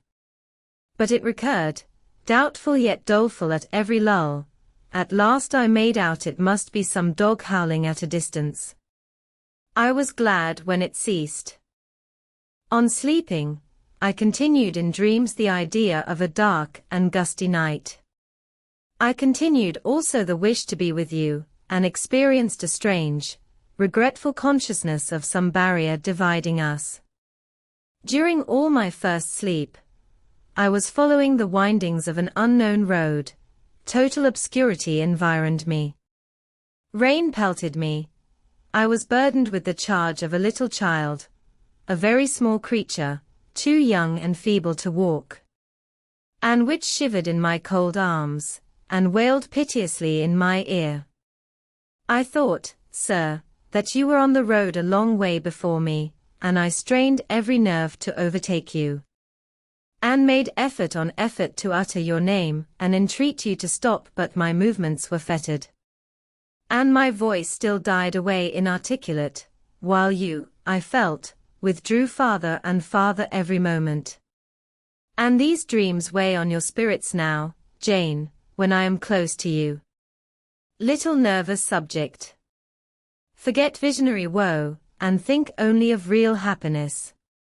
You say you love me, Janet. Yes, I will not forget that, and you cannot deny it. Those words did not die inarticulate on your lips. I heard them clear and soft, a thought too solemn perhaps, but sweet as music. I think it is a glorious thing to have the hope of living with you, Edward, because I love you. Do you love me, Jane? Repeat it. I do, so I do, with my whole heart. Well, he said, after some minutes' silence, it is strange, but that sentence has penetrated my breast painfully. Why? I think, because you said it with such an earnest, religious energy, and because your upward gaze at me now is the very sublime of faith, truth, and devotion. It is too much as if some spirit were near me. Look wicked, Jane, as you know well how to look. Coin one of your wild, shy, provoking smiles. Tell me you hate me, tease me, vex me, do anything but move me. I would rather be incensed than saddened. I will tease you and vex you to your heart's content, when I have finished my tale, but hear me to the end. I thought, Jane, you had told me all. I thought I had found the source of your melancholy in a dream. I shook my head. What? Is there more? But I will not believe it to be anything important. I warn you of incredulity beforehand. Go on. The disquietude of his air, the somewhat apprehensive impatience of his manner, surprised me, but I proceeded. I dreamt another dream, sir, that Thornfield Hall was a dreary ruin, the retreat of bats and owls. I thought that of all the stately front nothing remained, but a shell-like wall, very high and very fragile-looking. I wandered, on a moonlight night, through the grass-grown enclosure within. Here I stumbled over a marble hearth, and there over a fallen fragment of cornice. Wrapped up in a shawl, I still carried the unknown little child. I might not lay it down anywhere, however tired were my arms, however much its weight impeded my progress, I must retain it. I heard the gallop of a horse at a distance on the road. I was sure it was you, and you were departing for many years and for a distant country. I climbed the thin wall with frantic perilous haste, eager to catch one glimpse of you from the top. The stones rolled from under my feet. The ivy branches I grasped gave way, the child clung round my neck in terror, and almost strangled me. At last I gained the summit. I saw you like a speck on a white track, lessening every moment. The blast blew so strong I could not stand. I sat down on the narrow ledge. I hushed the scared infant in my lap. You turned an angle of the road. I bent forward to take a last look. The wall crumbled. I was shaken, the child rolled from my knee, I lost my balance. Fell and woke. Now, Jane, that is all. All the preface, sir, the tale is yet to come. On waking, a gleam dazzled my eyes. I thought, oh, it is daylight. But I was mistaken, it was only candlelight. Sophie, I supposed, had come in. There was a light in the dressing table, and the door of the closet, where, before going to bed, I had hung my wedding dress and veil, stood open. I heard a rustling there. I asked, Sophie, what are you doing? No one answered, but a form emerged from the closet. It took the light, held it aloft, and surveyed the garments pendant from the portmanteau. Sophie! Sophie! I again cried, and still it was silent. I had risen up in bed. I bent forward. First surprise, then bewilderment, came over me, and then my blood crept cold through my veins. Mr. Rochester, this was not Sophie, it was not Leah, it was not Mrs. Fairfax, it was not, no. I was sure of it, and am still, it was not even that strange woman, Grace Poole. It must have been one of them, interrupted my master. No, sir, I solemnly assure you to the contrary. The shape standing before me had never crossed my eyes within the precincts of Thornfield Hall before. The height, the contour were new to me. Describe it, Jane. It seemed, sir, a woman, tall and large, with thick and dark hair hanging long down her back. I know not what dress she had on. It was white and straight, but whether gown, sheet, or shroud, I cannot tell. Did you see her face? Not at first. But presently she took my veil from its place. She held it up, gazed at it long, and then she threw it over her own head, and turned to the mirror. At that moment I saw the reflection of the visage and features quite distinctly in the dark oblong glass. And how were they? Fearful and ghastly to me, oh, sir, I never saw a face like it. It was a discolored face, it was a savage face. I wish I could forget the roll of the red eyes and the fearful blackened inflation of the lineaments. Ghosts are usually pale, Jane. This, sir, was purple, the lips were swelled and dark, the brow furrowed, the black eyebrows widely raised over the bloodshot eyes. Shall I tell you of what it reminded me? You may. Of the foul German spectre, the vampire. Ah? What did it do? Sir, it removed my veil from its gaunt head, rent it in two parts, and flinging both on the floor, trampled on them. It removed my veil from its gaunt head, rent it in two parts, and flinging both on the floor, trampled on them. Afterwards, it drew aside the window curtain and looked out. Perhaps it saw dawn approaching, for, taking the candle, it retreated to the door. Just at my bedside, the figure stopped. The fiery eyes glared upon me. She thrust up her candle close to my face, and extinguished it under my eyes. I was aware her lurid visage flamed over mine, and I lost consciousness. For the second time in my life, only the second time, I became insensible from terror. Who was with you when you revived? No one, sir, but the broad day. I rose, bathed my head and face in water, drank a long draught, felt that though enfeebled I was not ill, and determined that to none but you would I impart this vision. Now, sir, tell me who and what that woman was. The creature of an overstimulated brain, that is certain. I must be careful of you, my treasure. Nerves like yours were not made for rough handling. Sir, depend on it, my nerves were not in fault. The thing was real, the transaction actually took place. And your previous dreams, were they real too? Is Thornfield Hall a ruin? Am I severed from you by insuperable obstacles? Am I leaving you without a tear, without a kiss, without a word? Not yet. Am I about to do it?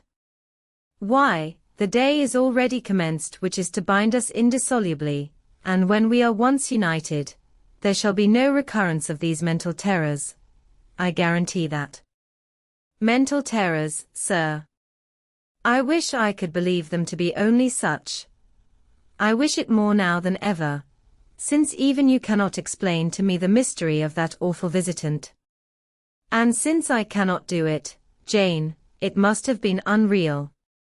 But, sir, when I said so to myself on rising this morning, and when I looked round the room to gather courage and comfort from the cheerful aspect of each familiar object in full daylight, there on the carpet I saw what gave the distinct lie to my hypothesis, the veil, torn from top to bottom in two halves. I felt Mr. Rochester start and shudder. He hastily flung his arms round me. Thank God, he exclaimed, that if anything malignant did come near you last night, it was only the veil that was harmed. Oh, to think what might have happened. He drew his breath short, and strained me so close to him, I could scarcely pant. Now, Janet, I'll explain to you all about it. It was half dream, half reality. A woman did, I doubt not, enter your room, and that woman must have been Grace Poole. You call her a strange being yourself. From all you know, you have reason so to call her. What did she do to me? What to Mason? In a state between sleeping and waking, you noticed her entrance and her actions, but feverish, almost delirious as you were, you ascribed to her a goblin appearance different from her own. The long disheveled hair, the swelled black face, the exaggerated stature, were figments of imagination, results of nightmare. The spiteful tearing of the veil was real. And it is like her. I see you would ask why I keep such a woman in my house, when we have been married a year and a day. I will tell you, but not now. Are you satisfied, Jane? Do you accept my solution of the mystery? I reflected, and in truth it appeared to me the only possible one. Satisfied I was not, but to please him I endeavored to appear so relieved. I certainly did feel So I answered him with a contented smile. And now, as it was long past 1, I prepared to leave him. "Does not Sophie sleep with Adele in the nursery?" he asked, as I lit my candle. "Yes, sir.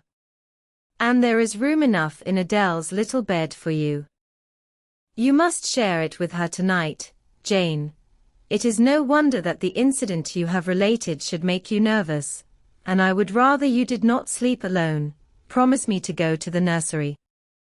"I shall be very glad to do so, sir. And fasten the door securely on the inside.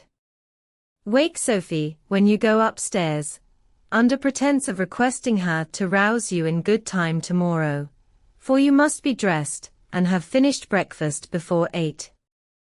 And now, no more somber thoughts, chase dull care away, Janet. Don't you hear to what soft whispers the wind has fallen? And there is no more beating of rain against the window panes.